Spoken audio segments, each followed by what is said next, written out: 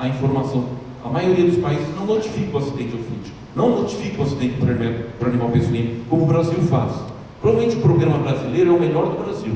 Sabemos que temos defeitos, sabemos que podemos melhorar, mas nós temos aqui pessoas que trabalham com isso e sabem, né? Nós temos referência, contra-referência, nós temos soro. Para vocês terem ideia, nos 54 países africanos, não mais do que 3 têm soro.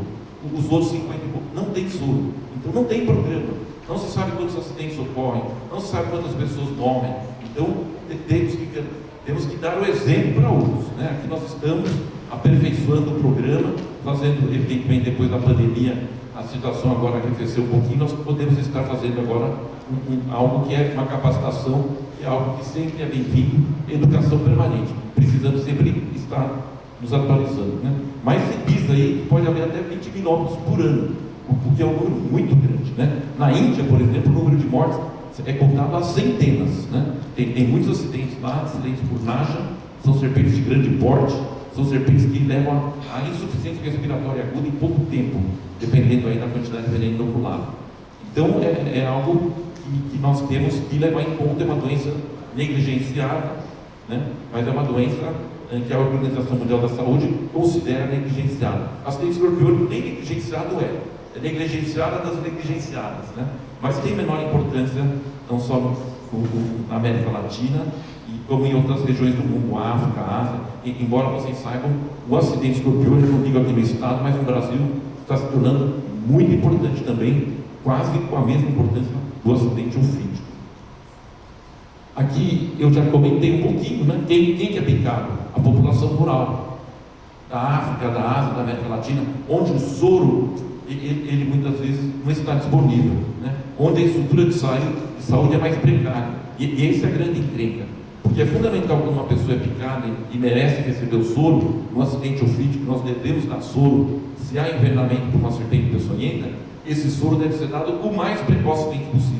Quanto mais cedo o soro for dado, melhor o prognóstico, né? Aliás, o fator mais importante no prognóstico é o tempo entre a picada e o fim da soroterapia, né? Porque às vezes nós costumamos comentar o fim da soroterapia, porque às vezes a soroterapia é dada de uma maneira muito lenta, em horas. Isso não é preconizado.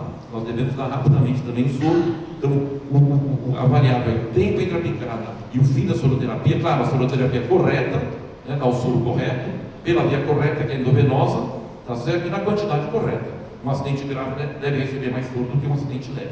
Então isso é o resumo da história, né? Uma pessoa picada por serpente deve receber o soro, se for, né? Se há evidência de envenenamento. O Luiz acabou de nos falar, há acidentes em que o veneno não, por serpentes peçonhentas, em que o veneno não é inoculado. Se o paciente não apresenta nada, ele deve ficar em observação e não recebe soro, mesmo que tenha sido picado por uma cascavel de mais de 1 metro, né? E é considerado uma picada seca. O Luiz acabou de falar isso aqui. Então, picada de cobra não é obrigatória a soroterapia, sempre, né? Vai receber o soro se o cidadão tem evidência de envenenamento. Se for picada por uma jiboia, é coisa rara. Se for um acidente por uma serpente não peçonhenta, sendo mais genérico, né? Essa pessoa não vai receber soro, não há indicação de soro. A serpente não tem veneno. A maioria das serpentes são não peçonhentas, né? Acho que o Luiz já falou praticamente tudo isso. Nós estamos apenas reforçando. Aqui a ficha de notificação já foi mostrado previamente, né? Pela manhã, não vou me deter nisso. Aqui também um comentário que, não sei se é mais ou menos isso aqui no estado, mas há um predomínio muito importante de bótropes, né? Do acidente botrópico, o acidente por crótalos, placas, esvintros, a Márcia já comentou hoje de manhã, é muito menos comum, né? Então nós vamos seguir aqui porque é mais ou menos um padrão brasileiro. Aqui fosseta loreal, o Luiz já falou disso, não vamos comentar. Então também a cauda, não vamos comentar, só vou fazer uma propagandinha da nossa bótropes. Tem fosseta loreal, é peçonhenta. Aí eu quero saber o gênero. Para saber o gênero, vou ver a cauda. Cauda lisa, aquilo que o Luiz havia mostrado, número 4 aqui, bótropes. Não interessa a espécie, pode ser bótropes jararacuzu, bótropes ruge, pode ser qualquer tipo de espécie de bótropes. O soro acenado é o soro antibotrópico. E aqui um dado interessante, porque muitas vezes aqui no estado, seguramente, estão aparecendo às vezes acidentes que não são comuns. Então, por exemplo, o Bira tinha mostrado aqui algumas micruras da Amazônia, né? Provavelmente não há nenhuma publicação de acidente por essas micruras, né? Eu não sei, por exemplo, o Zé pode nos falar, talvez algum acidente aí, não sei se tem títios matogrossenses aqui, eu estava vendo que há referência, né? Eu não sei se há uma publicação de acidente por títios matogrossenses. Se não há, se aparecer um caso, mesmo que tenha uma dor discreta, o paciente que evoluiu como forma leve, foi tratado, teve alta no mesmo dia, isso merece um relato de caso, né? Então aqui nós coordenamos um grupo lá na Amazônia, em Santarém, e quando aparece alguma coisa diferente, nós temos 6 supervisores infectologistas lá, e aí nós falamos, olha, isso aqui é novidade. O animal foi trazido, você identifica, e aí você pode eventualmente até publicar o caso, você está evidentemente trazendo conhecimento novo para a comunidade de saúde, né? Aqui não vou comentar, tudo isso é muito importante, né? O programa nosso começou em 1986 e de lá para cá o número de mortes caiu muito, era de 250, vejam só, né? 250 óbitos, e agora está em torno de 100. Isso foi mostrado hoje de manhã pelo Flávio, isso não se modifica. O número de casos tem se mantido constante e o número de óbitos tem se mantido constante, né? Eu achei muito interessante o Oberdan, né? O Oberdan, por exemplo, fez uma apresentação maravilhosa hoje, porque ele tem uma preocupação muito grande em identificar os diversos dados epidemiológicos em relação aos acidentes aqui no Mato Grosso, né? De incidência, de letalidade, de morbidade. Morbidade nem tanto porque é o que causou um acidente, né? Muitas vezes a pessoa não evolui para um óbito, mas apresenta, por exemplo, um quadro grave, apresenta injúria renal aguda. Mas uma série de outros indicadores, letalidade, incidência e outros, são muito importantes para você conhecer. É muito importante que você conheça para você fazer uma proposta. Eu quero que daqui 5 anos diminua 30% o número de acidentes ofídicos, você tem que trabalhar na prevenção. Eu quero diminuir o tempo entre aplicar e o início da soroterapia. Atualmente, acho que 27% é atendido em 1 hora, 30 e tantos por cento em até 3 horas. Eu quero melhorar isso. Eu quero que 40% seja atendido em 1 hora e, sei lá, mais de 65%, mais de 66%, 2/3 sejam atendidos em até 3 horas. Então você pode ter uma meta, desde que o dado seja confiável. Então, o professor Oberdan teve muita clareza, porque ele sabe quais são os indicadores importantes. Agora, cabe a nós, profissionais de saúde, preenchermos a ficha corretamente, não deixar de preencher quando acontece um acidente por serpente, evoluiu bem, teve alta rápido, mas tem que preencher, porque esse dado tem importância depois para você avaliar o programa como um todo, não só aqui do estado, como de todo o país, né? É isso que vai dizer quantas ampolas de soro nós vamos necessitar. Então, eu acho que esse trabalho é um trabalho contínuo de todos os estados, e que é sempre bom alertarmos para que a ficha seja sempre preenchida e seja preenchida corretamente. Por isso que acho que foi falado aqui, às vezes há uma descrição, não sei quantos óbitos naquele estado. Vá rechecar, porque às vezes a ficha não foi preenchida corretamente. E às vezes aquele paciente, por um erro, uma distração, às vezes aquele profissional de saúde da vigilância, ele tem que trabalhar em 10 programas diferentes. Está trabalhando tudo bem com animais peçonhentos, mas trabalha com dengue, trabalha com malária, trabalha com monkeypox, trabalha com covid, e é uma pessoa só, né? Então acho que isso é fundamental. Eu acho que foi falado aqui no começo, né? E acho que nunca custa reforçar, o programa de acidente por animais peçonhentos, ele é inteiramente bancado por nós, pelo SUS, pelos nossos impostos, né? Isso eu acho que é algo maravilhoso, né, que nós temos aqui, que nós temos que trabalhar para reforçar. O SUS é algo maravilhoso. Poucos países do mundo têm um programa como esse, né? No mundo, acho que não há país com mais de 200 milhões de habitantes com um programa universal, né? Então é uma maravilha e nós temos que trabalhar. Vocês vejam aí o papel todos que vocês tiveram no combate à pandemia de Covid, né? Se não fosse o SUS, eu não sei o que seria de nós, né? Isso com todas as complicações que vocês já sabem, que nós não vamos comentar aqui, né? Inclusive lá de cima, né? Então é complicado a gente diminuir, mas a gente tem condições de diminuir o número de casos e tem condições de diminuir o número de óbitos, como, por exemplo, a distribuição regional do soro. Antigamente, pouquíssimos locais tinham soro. Era uma tragédia, porque hoje, eu não saberia dizer a vocês, seguramente, nós já tivemos mais de 3 mil pontos com soro, por exemplo, no tempo das vacas gordas, quando havia 400 produtores. Só temos o Instituto Butantan. Então hoje é uma certa restrição, né?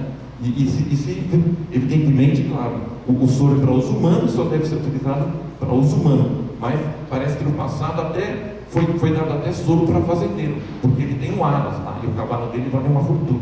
Não é o que se faz, né? Não é o que se faz. Evidentemente, o soro só deve ser utilizado para uso humano, né? Essa é a orientação atual que temos, né? E, em hipótese alguma, ele é fornecido para tratamento de qualquer outro animal. Lá, quando eu trabalhava no Butantã, a gente dava o soro vencido.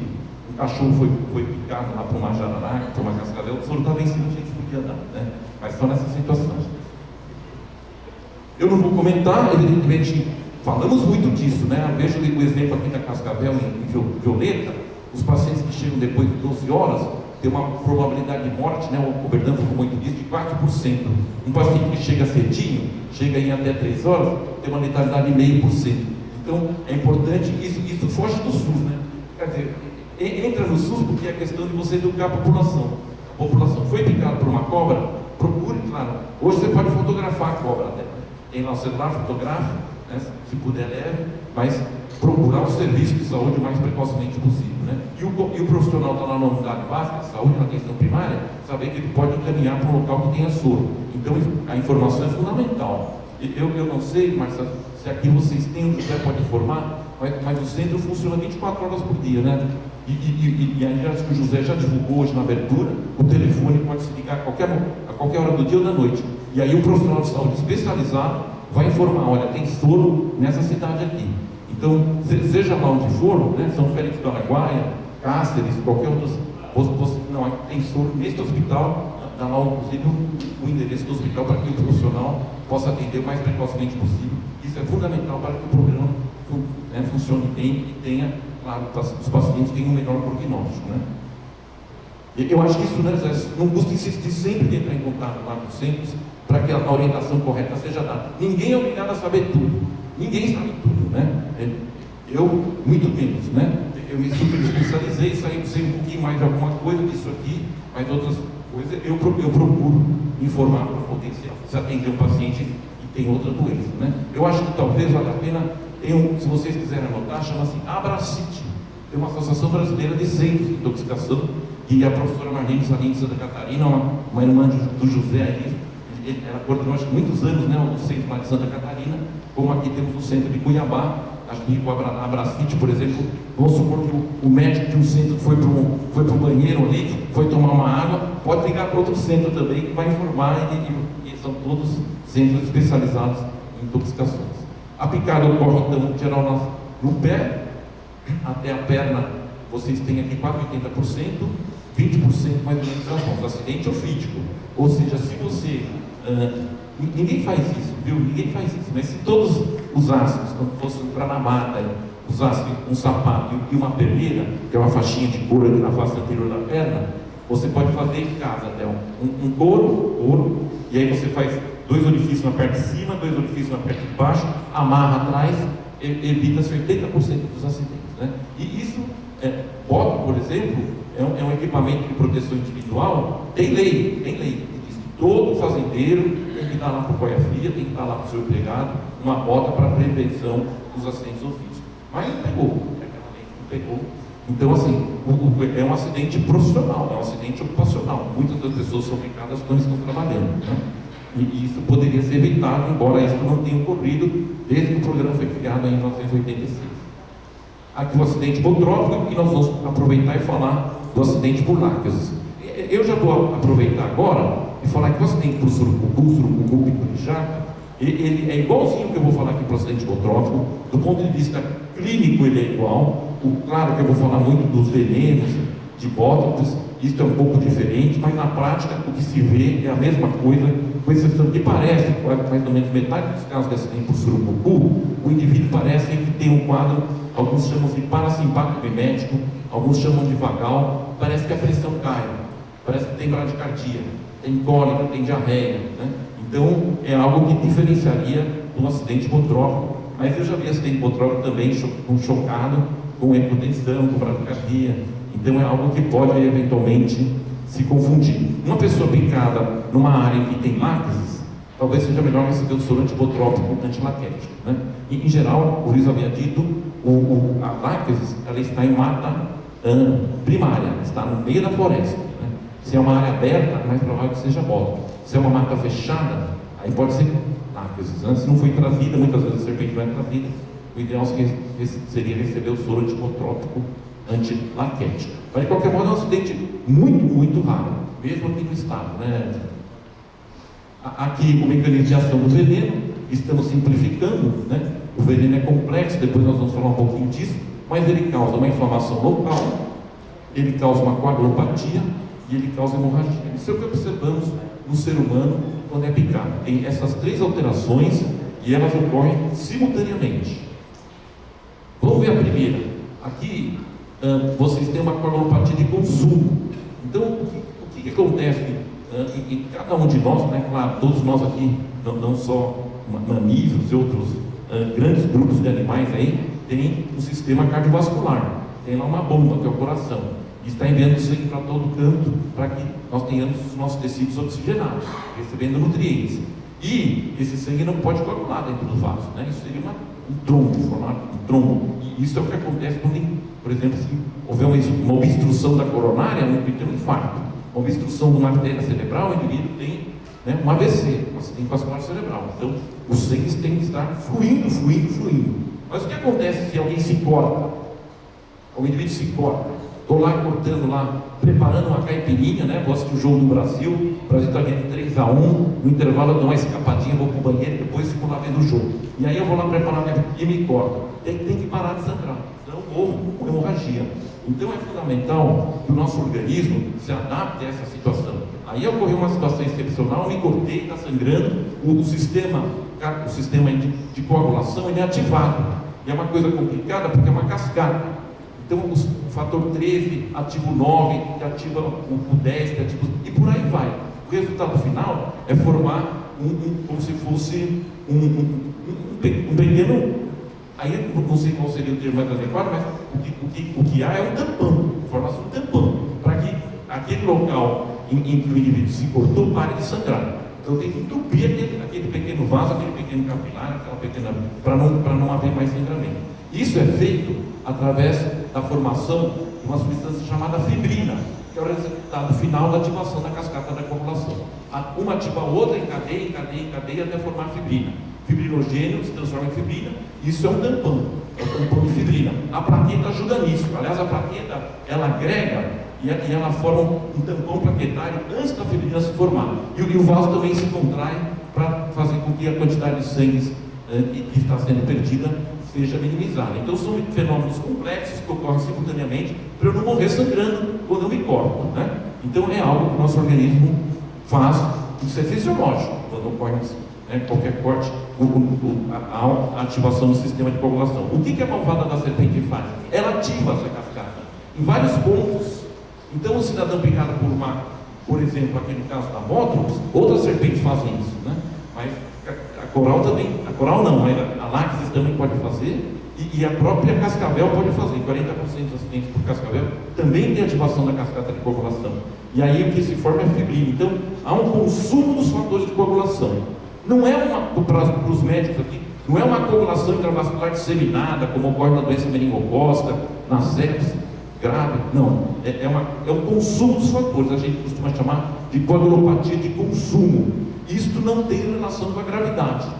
Não tem relação com a gravidade, tá? O cidadão que é picado, usualmente ele vai ter uma coagulopatia de consumo. A maioria vai ter, mas isso não tem relação aí com gravidade nem com prognóstico, né?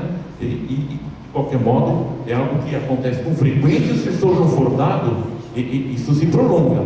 Isso pode facilitar com que haja hemorragia. Nós vamos conversar um pouquinho sobre a atividade hemorrágica. Nós estamos falando da atividade coagulante.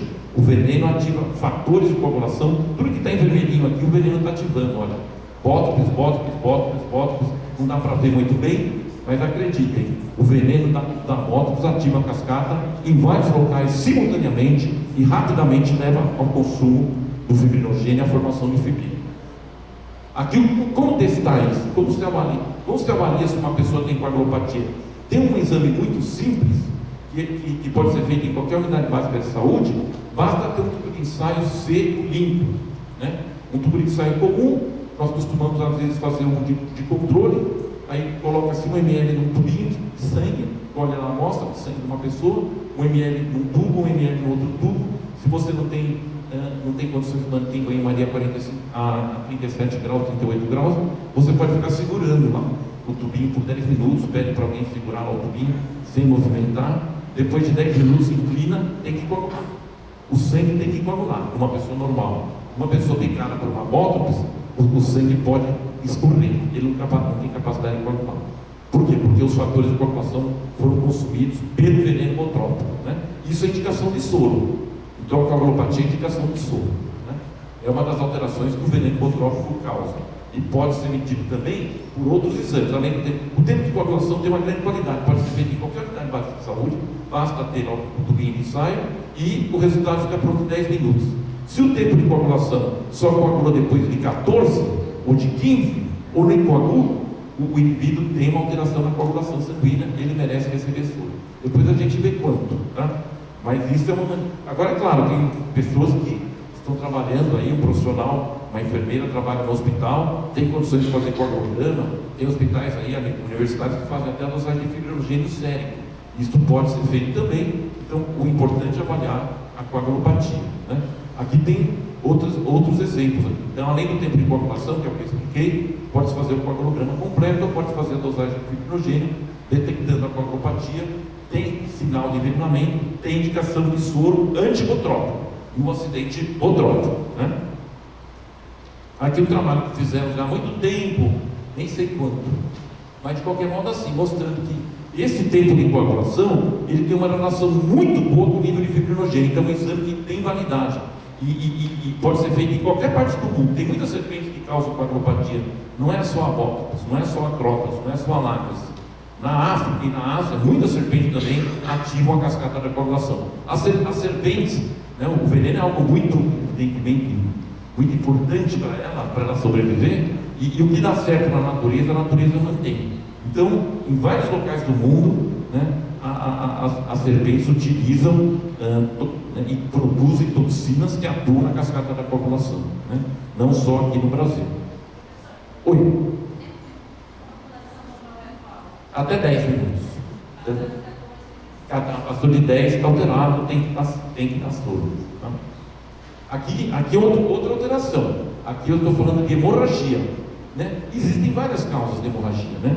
A principal, depois eu vou falar disso, tem um grupo de toxinas, né? Uma família de toxinas do veneno botrópico, que é chamada de metaloproteases, né? Elas são moléculas muito grandes, que tem zinco na sua molécula, elas têm a capacidade de lesar a parede do vaso. Ela destrói a parede do vaso rapidamente, em minutos, e aí fazem com que haja sangramento. Aí o indivíduo quer reparar essa parede do vaso, uma das coisas que você faz, por exemplo, é tentar formar um tampão de fibrina. Vai ter dificuldade por isso, de fazer isso, porque a outra atividade, a atividade coagulante, está consumindo os fatores de coagulação, e o fígado, que produz a maior parte desses fatores, não tem tempo de repor esses fatores que estão sendo consumidos o tempo todo pelo veneno botrópico. Então essa reparação da parede do vaso, ela pode demorar mais, porque o tampão de fibrina não é formado. O veneno também atua sobre plaquetas, diminui, não só agrega plaquetas, então diminui o número de plaquetas circulantes, como também diminui a atividade da plaqueta, a ação plaquetária também está comprometida. Então o que o veneno faz?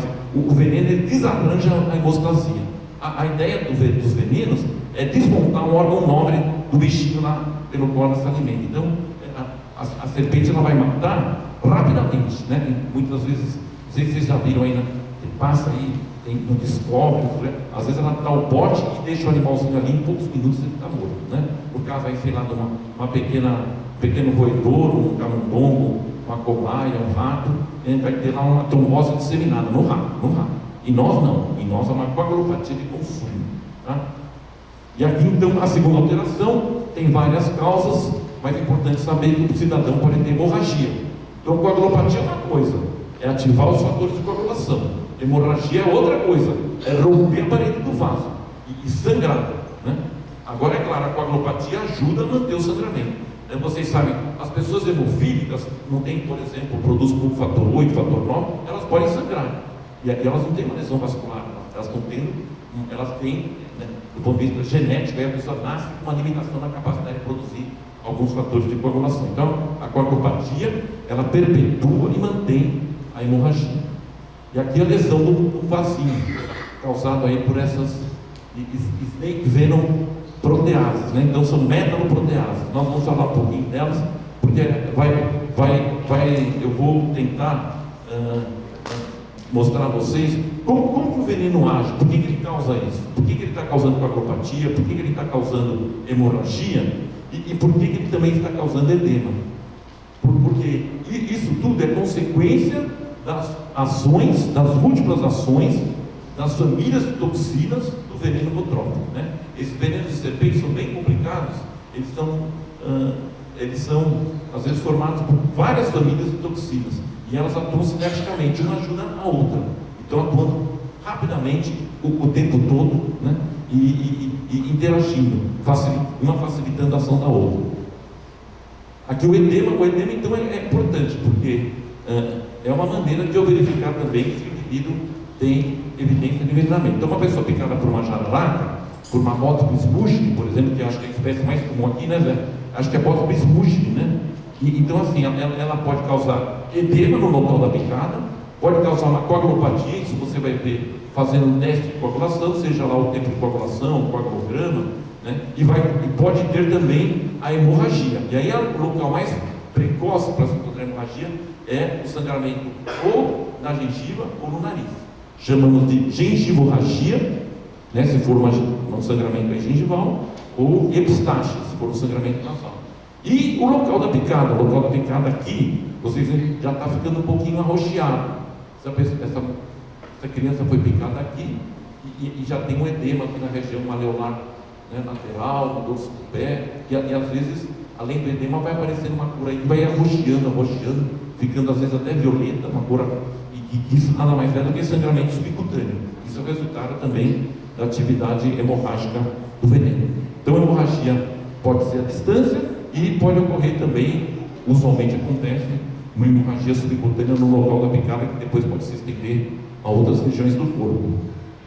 Aqui um resuminho do acidente botrópico, sinais e sintomas. Precoce, então a dor é quase imediata, o edema vai progredindo, uma pessoa é picada no pé e o edema progride. Às vezes, com o passar das horas, até a raiz da coxa.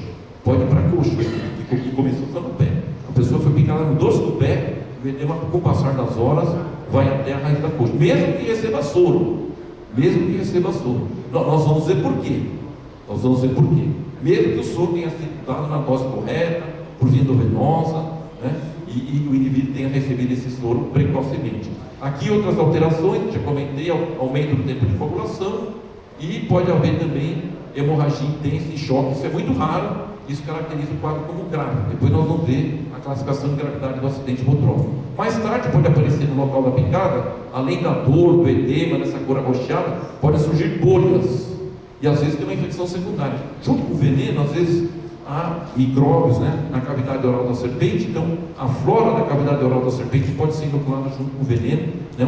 A serpente ela perfura em dois locais, né, usualmente aí o subcutâneo, às vezes até a região muscular, e inocula além do veneno micróbios, bactérias que estão na cavidade oral e podem causar infecção, né? E pode às vezes o veneno causar inflamação, e essa inflamação às vezes pode evoluir para a necrose. Eu acho que eu vou mostrar daqui a pouquinho, mas vejo aqui uma complicação local. Tem uma outra além da necrose, que é a síndrome compartimental. Vou comentar quando mostrar uma imagem disso. E às vezes, infelizmente, o paciente evolui para amputação. É picado no pé e amputa o pé, porque teve uma necrose muito extensa, né? Aqui, algo mais raro, mas pode haver injúria renal aguda, um comprometimento da função renal, eventualmente até necessidade de diálise. Em geral, essa alteração é precedida por alteração da função renal, claro, e pode-se observar que a cor da urina escurece, né? A urina vai escurecendo, em geral, a presença de massas, né? Em hematúria, em geral, né?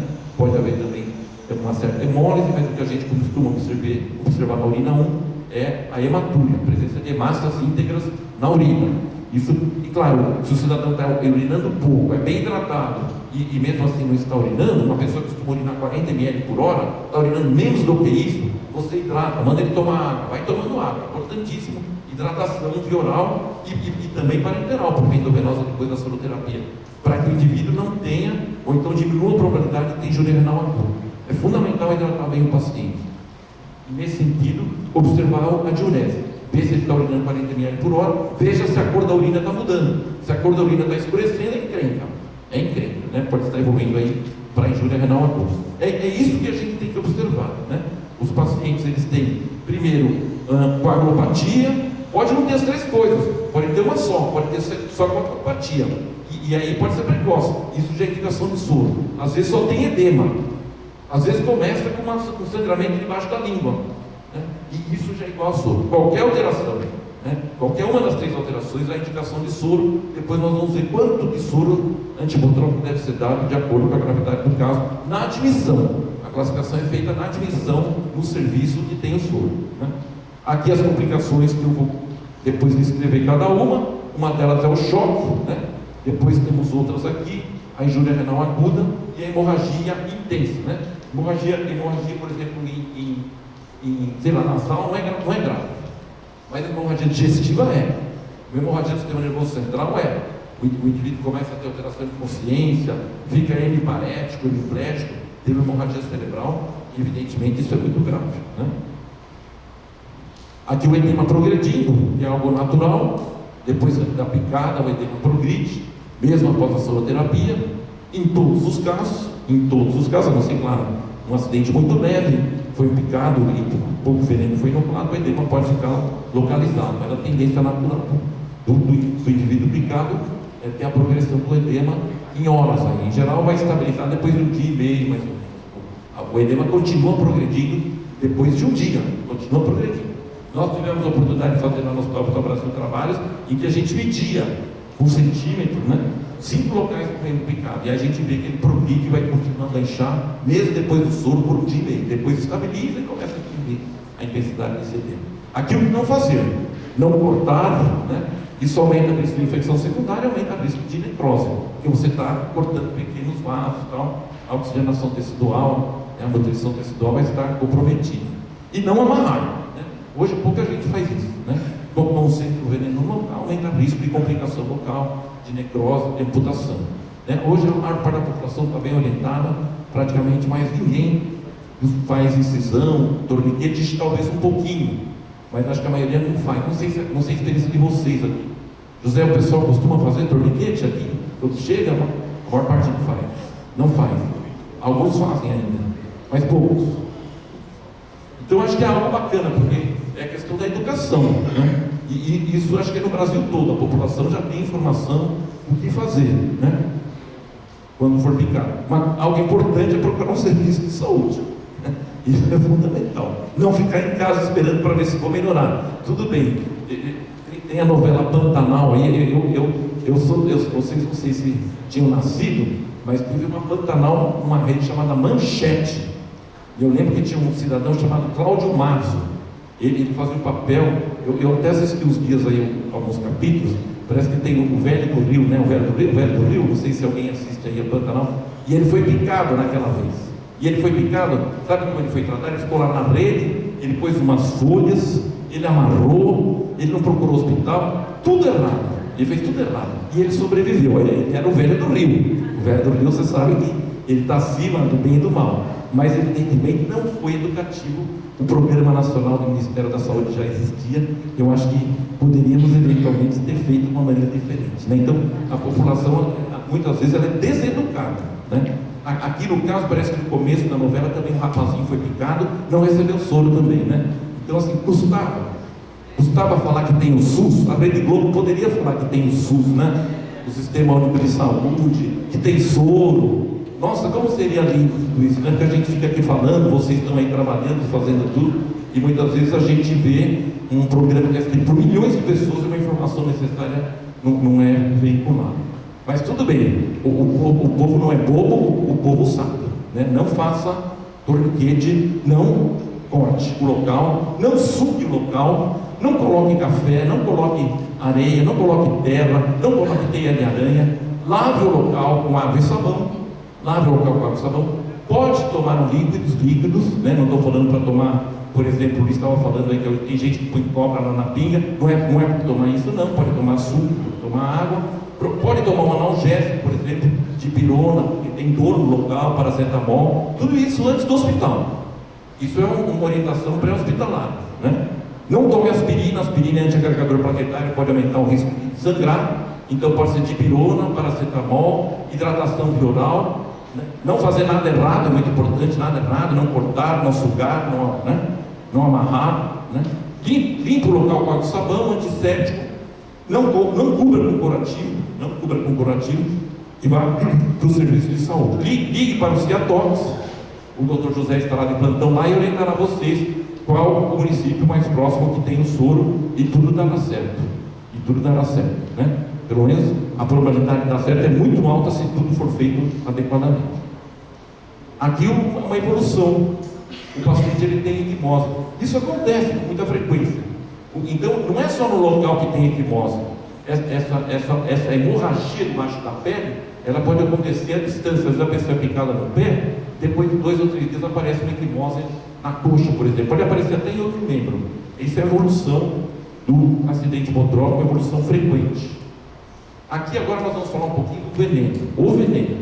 O veneno é muito malvado, porque na visão nossa, né, uma visão assim, eu estou falando assim, antropológica, não sei, uma visão nossa do ser humano, pode parecer, não, a serpente é do mal, isso o Luiz falou, né? Nós sabemos que a serpente tem uma função fundamental na natureza, que é o controle de roedores, né? Entre outras. Então assim, temos que respeitar. Aliás, os venenos são ferramentas maravilhosas, às vezes, para diagnóstico e tratamento de muitas doenças, né? Os venenos são preciosíssimos, porque eles agem em órgãos e sistemas, tipo de mamíferos, por exemplo, nós somos mamíferos, então pode ser aí, se forem bem estudados, pode ser resposta para o tratamento de muitas doenças, né? Então veja a tragédia que essas queimadas que estão ocorrendo aí, quanto da fauna e da flora está sendo perdido, né? Às vezes espécies que nem foram descobertas, que poderiam ser ajudar em diagnóstico e tratamento de quantas doenças aí que nós estamos até hoje enfrentando, né? Não existe vacina para malária, para leishmaniose, para muitas outras doenças aí. Mas de qualquer modo, o nosso veneno botrópico, ele pode dar edema, ele pode dar dor, ele pode inclusive levar a necrose no local da picada. Né? Eu estou falando de uma maneira geral. Parece que Jaraguá-do-Sul tem uma atividade biotóxica mais ampla. Mas os venenos botrópicos em geral causam necrose no local. E aqui eu trouxe o exemplo do Botox Smugging, que é a principal artista botrópica aqui do estado. Ela tem um ibope maior porque ela é muito espalhada, acho que pelo estado, e causa um grande número de acidentes. Provavelmente, acho que a maior causa das espécies de Botox deve ser Smugging, né? É uma espécie de grande porte, pode ter mais de 1 metro, pode injetar uma grande quantidade de veneno. Então assim, já estudaram e verificaram que ela muda um pouco o veneno. Isso já foi falado pelo Luiz, né? As filhotes, elas causam mais coagulopatia do que processo inflamatório local. À medida que a serpente vai se tornando adulta, isso em hipótese, ela causa menos coagulopatia e mais inflamação no local. O veneno muda porque a dieta da serpente muda. Mas quais são as famílias de toxinas? Eu destaquei algumas aqui para poder adiantar um pouco a nossa aula. Depois, evidentemente, isso aqui está sendo gravado. Quem quiser pode ter uma ideia de quão diversificado, de quão complexo, quantas famílias de toxinas tem nos venenos botrópicos, né? Nas outras espécies é a mesma coisa.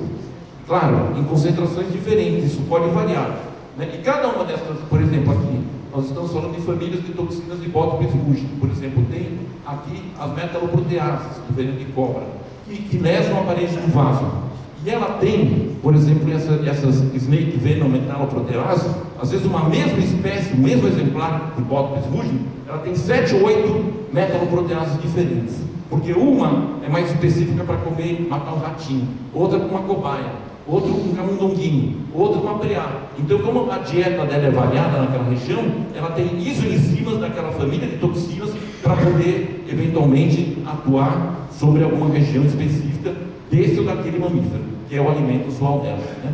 Então mostra a complexidade da coisa. E ela geneticamente pode controlar, estou produzindo mais essa isoforma de toxina do que a outra. Então é algo que as serpentes têm, e é isso que é injetado no cidadão, quando o cidadão é picado. Várias famílias de toxinas, né?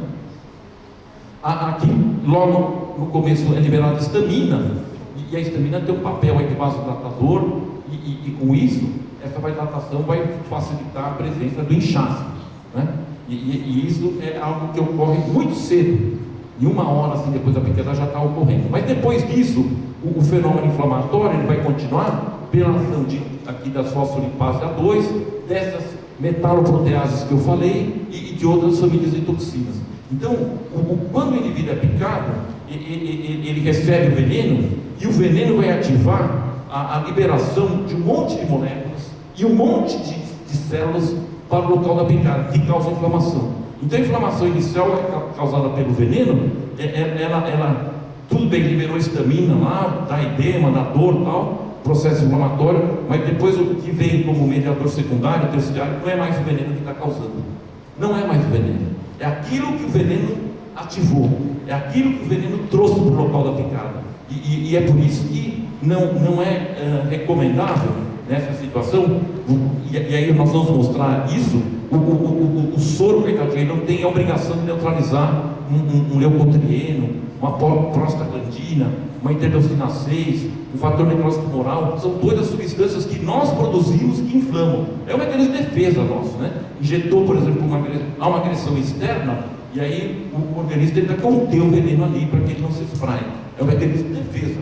Isso evolucionariamente foi se desenvolvendo no contato, aí, na interação com o veneno das serpentes, né? A serpente existe aí há muito mais tempo do que nós, né? Então, isso, coitadinho do soro, o soro não consegue neutralizar. Ele vai neutralizar o veneno, mas aquilo que o veneno leva à liberação, não, né? Aqui a evolução, então, olha, bolhas, né, eu já tinha comentado, às vezes material seroso, às vezes material hemorrágico, às vezes material necrótico, às vezes material purulento, se houver infecção secundária. Aqui também a presença de bolhas do material necrótico, aqui já há risco de infecção secundária. Então é importante assim, sempre se fazer a profilaxia do tétano, porque o Clostridium tetani é um anaeróbio absoluto, ele não sobrevive na presença de oxigênio. Como às vezes a necrose, né, não há mais irrigação, não há mais oxigenação tecidual, pode haver multiplicação de Clostridium tetani no paciente, pode ser picado por uma cobra e evoluir para tétano. Então há que se fazer aí, por exemplo, a vacina dupla-dupla, que é recomendada a cada 10 anos, né? Antidifteria e antitétano, né? Um cidadão vai para o hospital, ele não sabe o passado vacinal dele, sempre dê a dupla-dupla, né? Antitetânica e antidifterica. Você protege o cidadão por 10 anos dessas duas doenças, né? Aqui uma infecção secundária, outra complicação em geral, se for um abscesso, quem causa essa infecção é o micro-organismo que está na cavidade oral da serpente, em geral um bacilo gram-negativo ou um anaeróbio. Então nós temos que utilizar antibióticos que atuem sobre bacilos gram-negativos e anaeróbios. Um exemplo, por exemplo, uma quinolona. Por exemplo, uma quinolona seria um antibiótico. Ou então a associação amoxicilina suclavulante. São duas opções, né? Isso quando há abscesso local, aqui está sendo drenado, claro. Quando ele flutua, né, ele fica molinho lá, está formando pus, você faz uma anestesia, em geral a anestesia não pega muito bem, faz a incisão e drena o abscesso, né? Além da antibiótico-terapia. Não há consenso de se dar antibiótico em qualquer picada de cobra. Não se sabe, não tem nenhum trabalho definitivo, você dando antibiótico para todos os picados de cobra, no caso aqui, bótulos que dá alteração local, se vai diminuir ou não o risco de infecção secundária. Então, se vai se dar, se o cidadão tem evidência de infecção. Picada de cobra não dá febre, tá? Picada de cobra dá íngua, uma pessoa picada por uma cobra tem íngua, então às vezes ela é picada no pé e aparece aqui uma adenopatia inguinal, né? Da leucocitose, da neutrofilia, da desvio esquerda, isso não significa que tem infecção secundária. A picada de cobra já dá isso, né? Que é uma alteração aí no leucograma que em geral aparece em muitas infecções bacterianas, né? Mas isso ocorre também no acidente hipotrópico. Então, assim, paciente com febre, o edema também progride 1 dia e meio. Se o edema continua depois do dia e meio, pense em infecção secundária. Aí pense, por exemplo, pode ser celulite, erisipela, é causada por outros micro-organismos, né? Aí é causada por coco gram-positivo, estafilococcus, streptococcus. Aí a antibioterapia é outra, tem que dar, por exemplo, uma cefalosporina de primeira geração, né? Dependendo aí da confirmação ou não se trata de celulite ou erisipela. Aqui uma necrose com amputação. Então, esse paciente teve uma síndrome compartimental. O que é a síndrome compartimental? O indivíduo é picado, por exemplo, o dedo, e incha totalmente o dedo, rapidamente, em horas, comprime a artéria, a veia e o nervo. E aí pode haver uma alteração de sensibilidade, o dedo vai ficando assim um pouco arroxeado, ele vai ficando, quando ele fica aí, por exemplo, Quando ele fica mais frio, é que a síndrome compartimental já aconteceu. É raro, é muito raro. Costuma acontecer mais no dedo, né? Mas pode acontecer, por exemplo, no antebraço, pode acontecer na perna, mas felizmente não é comum. Aqui foi feita uma fasciotomia, uma incisãozinha para liberar um pouco a veia, no caso mais importante, a artéria e o nervo, e mesmo assim o paciente tem para descomprimir, né, essas estruturas, e mesmo assim ele teve uma necrose com amputação da falange média, da falange distal aí, do terceiro dedo da mão. Aqui o paciente foi picar uma criancinha, ela foi picada por uma jaracuçu, ela chegou tarde no hospital, fizeram torniquete nela, né, na raiz do membro aqui, na região aqui do antebraço, né, e aí com isso comprimiu-se a artéria, e é claro, todos esses são fatores de pior prognóstico. Picaram por uma serpente adulta, chegou tarde no hospital, foi feito torniquete, né, tudo isso, e uma criança, tudo isso são fatores de pior prognóstico, né, aumenta a probabilidade de complicações locais. Essa criança no final teve uma amputação do dedo, do dedo da mão. Aqui uma síndrome compartimental foi feita a fasciotomia, é algo raro, né? Uma síndrome compartimental na perna, para você estender um pouquinho, retirar aquele sangue que está comprimindo a artéria e o nervo, né? Para não comprometer a região distal do membro. Aqui o que fazer? Então, o indivíduo então foi bem, né? Teve abscesso, por exemplo, eu já comentei um pouquinho isso, né? Drenar o abscesso e antibiótico, dependendo evidentemente dos agentes. Esses aqui são os mais comuns, tem poucos trabalhos nessa área. O que via aí, Organella morgani é a causa mais comum dos acidentes complicados com infecção secundária, né, no Brasil. Aqui a necrose muitas vezes precisa de cirurgia, de correção, às vezes amputação, síndrome compartimental, fasciotomia, tudo se faz aquela incisão para descomprimir o feixe vascular nervoso, e às vezes o cidadão fica com déficit, aquilo que o Luiz havia falado. E outros colegas, quando uma serpente ingere um ratinho, ela vai usar o veneno, mata o rato, mas depois esse veneno é utilizado para digerir também o animal, né? Digere tudo. E aí com isso, evidentemente, pode digerir, por exemplo, um cidadão picado aí, perna, pode digerir por exemplo, sei lá, uma artéria, pode digerir um tendão, e ele fica com limitação dele, né? Ele não consegue fazer a dorsiflexão do pé, né? Então, muitas vezes ele vai para a fisioterapia. Aqui o mecanismo de ação das famílias de toxinas do veneno botrópico, eu vou correr um pouquinho, mas de qualquer modo podem me interromper. Alguma dúvida por enquanto? Tudo bem? Nós vamos falar só de bótox agora à tarde. Que horas são agora, gente? 10 para 4. Eu comecei que horas?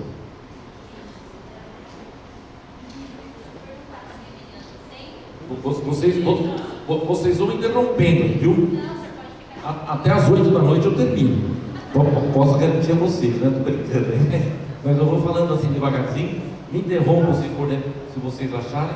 Tá? Se tiver meio complicado, porque agora vai pesar um pouquinho, tá bom? Vai pesar um pouquinho. Eu destaquei, conversei com o Zé antes, o professor Zé me autorizou, eu vou destacar algumas frases aqui, né? E aí nós vamos em frente aqui, porque é complicado. Quem quiser ler depois o artigo completo, está aí o artigo. Mas é algo muito complicado, né? Eu vou tentar resumir para vocês. Então, o veneno ele tem atividade pró-inflamatória. Nós estamos conversando sobre o acidente ofídico, mais especificamente o acidente botrópico, né?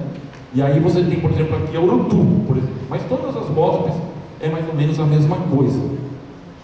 Um grupo, então, que eu havia comentado com vocês, são essas metaloproteinases. Então, é uma família de toxinas do veneno botrópico, que ativa fatores de coagulação e destrói a parede do vaso. Ela destrói o endotélio vascular, ela causa hemorragia, né? Então, essa família tem essa responsabilidade aí no envenenamento, né? Aqui eu destaquei esse trabalho, elas são capazes de interagir com alvos diferentes que controlam a hemostasia ou tecidos relevantes relacionados às funções fisiológicas essenciais em presas e predadores, né?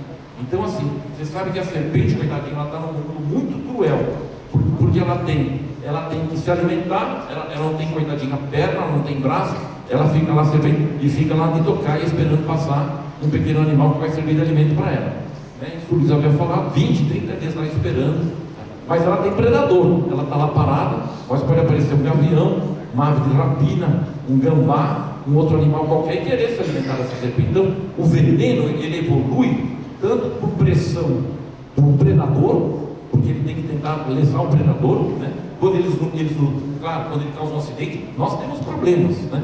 Porque o veneno ele também se desenvolveu para se defender de outros mamíferos, né? E podem eventualmente, sei lá, um outro animal pode ir lá predar lá uma bota, porque ela se defende com isso. E o veneno também tem que ter a capacidade de matar o seu alimento. Então, a evolução ela é contínua. Ela está competindo com o predador e está competindo com o predado. O predado é o alimento dela. Então os venenos eles evoluem muito mais rápido do que os outros jeitos. Então é muito interessante isso, porque essa coevolução ela é determinada por pressão do predador e do predado, e isso faz com que o veneno tenha que ser muito esperto. A seleção natural, Darwin, exige muito desses venenos aí. Você tem que estar trabalhando o tempo todo para saber quais são as toxinas que eu tenho que expressar, não tenho que expressar. Isso aí é uma guerra contínua, né? A sobrevivência é uma guerra contínua. Eu estou aqui com um discurso bélico, mas na realidade o que está havendo ali é uma luta pela sobrevivência, né? Uma luta do animal, né? Se por acaso esse veneno não serve mais para se defender de um predador, aquela espécie pode desaparecer. Se por acaso não se adapta a se alimentar de um determinado predado, um determinado alimento, ela pode desaparecer, né? Então aqui a ideia de venom metaloprotease, né? O efeito mais comum é hemorragia, né? Então uma ruptura da integridade dos vasos capilares e comprometimento do sistema de coagulação. Porque eu vejo essas toxinas, elas além de lesar a parede do vaso, elas ativam a cascata de coagulação em alguns dos locais da cascata, né? Aqui outra família, fosfolipases, A2. As fosfolipases não estão só presentes nos venenos de hipótopos, elas estão presentes nos venenos de muitos outros animais, por exemplo, nos venenos de abelhas, e elas atuam sobre fosfolipídio. Fosfolipase atua em fosfolipídio. Fosfolipídio é conteúdo, faz parte da estrutura de membranas celulares. Então essas famílias de toxinas destroem células, porque destrói a membrana das células. Imagine a encrenca que é essa destruição. Quando há essa destruição da parede celular, libera-se, claro, a célula morre, é liberado o citoplasma dela, a célula se desintegra, né? E libera uma série de mediadores inflamatórios, né? Então nós temos aqui, por exemplo, um exemplinho disso aqui, né? Aqui está o tecido da pessoa picada, aqui está o dente da cobra. Olha a cobra injetando aqui, vocês estão vendo o dente da cobra, e ela está injetando fosfolipase A2, mas ela está injetando outras coisas também. Aqui é que esse trabalho é só sobre fosfolipase A2. Então o dente da cobra está injetando aqui no tecido subcutâneo, intramuscular, debaixo da pele do picado, e aqui vocês têm um vaso, né? Um vaso correndo próximo aqui de onde o veneno foi inoculado, e aqui vocês têm o tecido extravascular. Olha o que o veneno faz.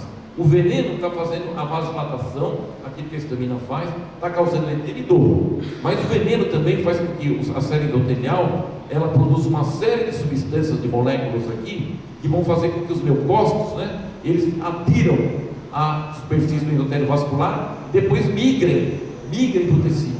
E essas células, elas têm um poder inflamatório tremendo. Tanto essa que os mastócitos, eles degranulam, né? E vão liberar uma série de mediadores inflamatórios, que é o que a gente vê aí na reação anafilática, né? E que nós vamos comentar depois em acidente aí por abelhas amanhã, ou vamos comentar também amanhã, depois, quando o soro, vocês sabem, é gama-globulina de cavalo, né? De outro mamífero. Então a gente pode ter reação quando recebemos o soro, estamos recebendo anticorpo de cavalo. Então pode ter reação anafilática, nós vamos falar em reação anafilática. Mas o veneno botrópico, ele também atrai mastócitos para o local, degranula, isso tudo está inflamando, né? Além de vasodilatação, diminuição da permeabilidade vascular, né? Você está tendo também a presença de macrófagos, a presença de neutrófilos. Aí vejam que os neutrófilos liberando mediadores de primeira ordem, de segunda ordem, aqui embaixo uma série de citocinas inflamatórias, e aqui também o fagocitante, né? E a ideia é se defender. Essas células elas são chamadas para o local da picada, elas atravessam o endotélio vascular e vão para o local em que o veneno foi inoculado e faz uma reação inflamatória para tentar conter isso tudo. O soro não neutraliza. O soro, isso aí é rápido, está acontecendo o tempo todo. Esses mediadores todos aqui, o soro não neutraliza. Nem tem obrigação de neutralizar. O soro só tem a responsabilidade de neutralizar o veneno. Né? E aqui um outro fator, olha, outra família, ativadores de plaqueta, também causa inflamação. Então, para mostrar para vocês que o veneno tem uma ação sinérgica de várias famílias de toxinas que liberam um monte de mediadores, né? E aqui um resuminho também, representação esquemática da interação entre inflamação e alteração do sistema hemostático. No próximo slide eu vou mostrar, induzida pelo veneno e toxinas que podem fornecer a tromboinflamação. Então tem, além do fenômeno inflamatório, tem o fenômeno trombótico. Vocês já ouviram falar no SARS-CoV-2? Esse vírus malvado ali, que ninguém sabe de onde veio, ele causa também isso, inflamação e fenômenos tromboembólicos, né? É uma doença sistêmica. O veneno botrópico também causa inflamação e fenômeno tromboembólico. Na verdade, esse fenômeno tromboembólico ele não existe, porque rapidamente a fibrina formada é degradada pela plasmina. Então entope vaso, isso porque o nosso organismo rapidamente ele degrada a fibrina formada, né? Mas inflamação nós temos. Inflamação no acidente hipotrópico nós temos. E claro, aqui vou continuar um pouquinho, a lesão tecidual induzida pelos venenos e toxinas de serpentes, dos viperídeos, né? Desencadeia a nossa bota do viperídeo, desencadeia mecanismo de defesa das vítimas, caracterizado por inflamação e resposta hemostática. Nós reagimos ao veneno, né? Ocorre a liberação de uma infinidade de mediadores e moléculas sinalizadores que atuam simultaneamente no sistema imune, inato e hemostasia, sugerindo uma sobreposição em ambos os sistemas durante o envenenamento por fibras. Essa interação entre inflamação e alteração hemostática pode caracterizar uma coisa chamada tromboinflamação, que o autor achou que poderia resumir um pouquinho o que causa. A inflamação induzida pelo veneno e toxina de serpentes é caracterizada pela migração de leucócitos, já havia mostrado isso para vocês antes, no outro trabalho, ativação de células, vários leucócitos, células endoteliais, né? Células da parede do vaso lá, que vão fazer com que essas células, esses leucócitos migrem para o local picado, que produzem e liberam mediadores pró-inflamatórios locais do sistema. Aqui tem um monte deles. Então, venenos e toxinas induzem alterações hemostáticas, incluindo ativação e agregação plaquetária, geração de trombina e supressão do sistema fibrinolítico. Então, está tudo sob plaqueta também, né? Então, diversos fatores e moléculas, para resumir, sinalizadores do sistema hemostático interferem no sistema imune inato, resultando na amplificação do processo inflamatório. Então, o processo inflamatório aumenta esse fenômeno hemostático e o fenômeno hemostático aumenta o processo inflamatório, né? Aqui um resumo disso, né? Você tem a injúria e você tem múltiplos mediadores sendo liberados, com a liberação então tanto do sistema hemostático como do sistema imune, de mediadores aí tanto moleculares como celulares, né? E isso para explicar, gente, o que nós vamos falar agora, né? Como detectar as complicações do acidente e como avaliar a gravidade do acidente, né? Sabendo já que esse mecanismo é um mecanismo muito complexo, que é causado basicamente por moléculas e células liberadas pelo veneno. E quando eu dou soro, eu quero neutralizar o veneno só. Não vou liberar nunca isso que está sendo mostrado aqui para vocês, esses mediadores que estão no nosso corpo. Então acho que vou terminar em menos de 1 hora, mas eu vou seguindo aqui, se quiserem me interrompam. O mais difícil já passou. Vocês sobreviveram, não sei se o jogo acabou também, se o Brasil marcou mais um gol, se alguém quer tomar uma água. Vocês querem interromper agora um pouquinho, vocês que sabem, né? Mas já passou da metade. E o mais difícil já foi. Tá bom? Agora é uma coisa mais prática. José, como é que está aí? Como é que eu estou indo aí? Está mais ou menos assim? Dá para entender mais ou menos? O José professor não vale, né? Mas eu acho que se a gente puder, assim, quiser perguntar alguma coisa, estamos às ordens, tá? Eu sei que agora vai ser triste, eu vou mostrar algumas imagens aqui de doente grave, tá bom, gente? Todo mundo aqui é da área da saúde, temos que enfrentar a realidade, né? Então são situações felizmente raras, mas que podem acontecer no acidente hipotrópico, né? Vai depender do cidadão vacinar ou não, né? Receber o soro rapidinho, direitinho, né? Para evitar que isso aconteça. Um sangramento grave, que é o indivíduo está tendo uma hemorragia, as fezes estão pretas, que nem borra de café, isso é encrenca. Ou vomitando sangue, isso é encrenca. Ou ele tossindo e o catarro é sanguinolento, isso é encrenca. Ou ele está hemiparético, ele teve um AVC, sangrou encéfalo, isso é encrenca, né? Não é encrenca o indivíduo ficar com a região roxa lá do apicado, isso acontece. praticamente na maioria dos casos, isso não tem gravidade alguma. Sangrar um pouquinho a boca também não, sangramento nasal também não. Então o que é grave? O que é um acidente motor? Independente da hora da picada, independente da hora da chegada, mas se chegar, né, com esta alteração, sangramento pulmonar, o trato gastrointestinal, intracraniano é grave. O sangramento grave é um dos indicadores de que um acidente pode levar ao óbito. Outro indicador é o paciente choque. Então ele tem uma hipovolemia, está perdendo líquido, não interessa o motivo, ele pode estar vomitando, com diarreia, sangrando, com edema muito grande ali no membro, todo o membro é demasiado, ele está hipotenso, pode levar ao choque. Choque nada mais é do que falta de oxigênio nos tecidos. Isso tem risco de vida, isso caracteriza o acidente como grave também. E outra injúria renal aguda, ele está urinando pouco, ele está com urina escura, eu estou hidratando, ele não responde, né? E aí, claro, tem que avaliar a função renal, tem que pedir um exame chamado urina 1, tem que ver o resultado da ureia e creatinina sérica, para ver se a função renal está comprometida, né? Eu tenho que detectar precocemente essas alterações para poder tratá-las. Além do soro, tentar ver se consegue tratar essas complicações. Aqui tem um artigo que eu não vou detalhar, né, sobre os mecanismos de injúria renal aguda do grupo muito forte lá de Fortaleza, da Federal de Fortaleza. Então, a Universidade Federal do Ceará trabalha muito tempo aí com injúria renal aguda e medicina tropical. Aqui um dado muito importante, olha, antiguíssimo, mas isso não muda. Os pacientes picados por serpentes, né, no Brasil, que tem injúria renal aguda, tem uma letalidade de 8%. O Verdun já nos deu antes essa informação, né? O que é letalidade? Os que têm aquela doença, quantos morrem, né? Por exemplo, a letalidade na raiva é de quase 100%. A letalidade, por exemplo, no acidente ofídico, quando o indivíduo tem injúria renal aguda, é de 8%. Se ele não tem injúria renal aguda, a letalidade é de 0,3%. Vejam a diferença. Vejam a diferença. João.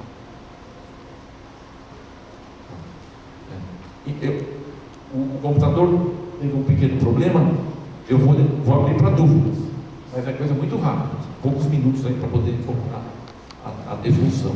Mas agora eu acho que nós vamos falar da classificação, né? E acho que é importante que vocês entendam a classificação, porque essa classificação deve ser feita na hora que o paciente é admitido no serviço. E é algo que não sou eu que estou orientando, isso é a Organização Mundial da Saúde que fala. E eu concordo com essa classificação, ela não é perfeita. Um cidadão que é picado e chega meia hora no hospital, ele pode não ter nada, ele pode ter dor. Tem a dor, já é indicação de que alguma coisa aconteceu, mas às vezes ele não tem edema, né? E esse mesmo cidadão, se ele chegar um dia depois, ele pode estar morrendo. Esse mesmo cidadão, picado pela mesma cobra, injetou a mesma quantidade de veneno, e ele fez as mesmas coisas. Então o tempo é fundamental. Mas é importante assim, que a OMS orienta, você faça a classificação na divisão do serviço de saúde que tem o soro, né? Então, se uma pessoa chegou leve, e independente de ser uma criança de 4 quilos ou um adulto de 130 quilos, não interessa o peso, não interessa a idade, o que interessa é a manifestação clínica que o paciente tem para eu definir se ele é leve, moderado ou grave, tá? Então, isso tudo acho que é muito importante. Eu vou repetir depois, porque isso não estava sendo gravado, mas já vou antecipando para vocês que é fundamental fazer a classificação correta para não dar dose a menos nem dose a mais, porque o soro custa dinheiro nosso, né? Oi. Tem a ver quanto tempo para fazer o soro, por exemplo, você fez meia hora, Pergunta difícil essa.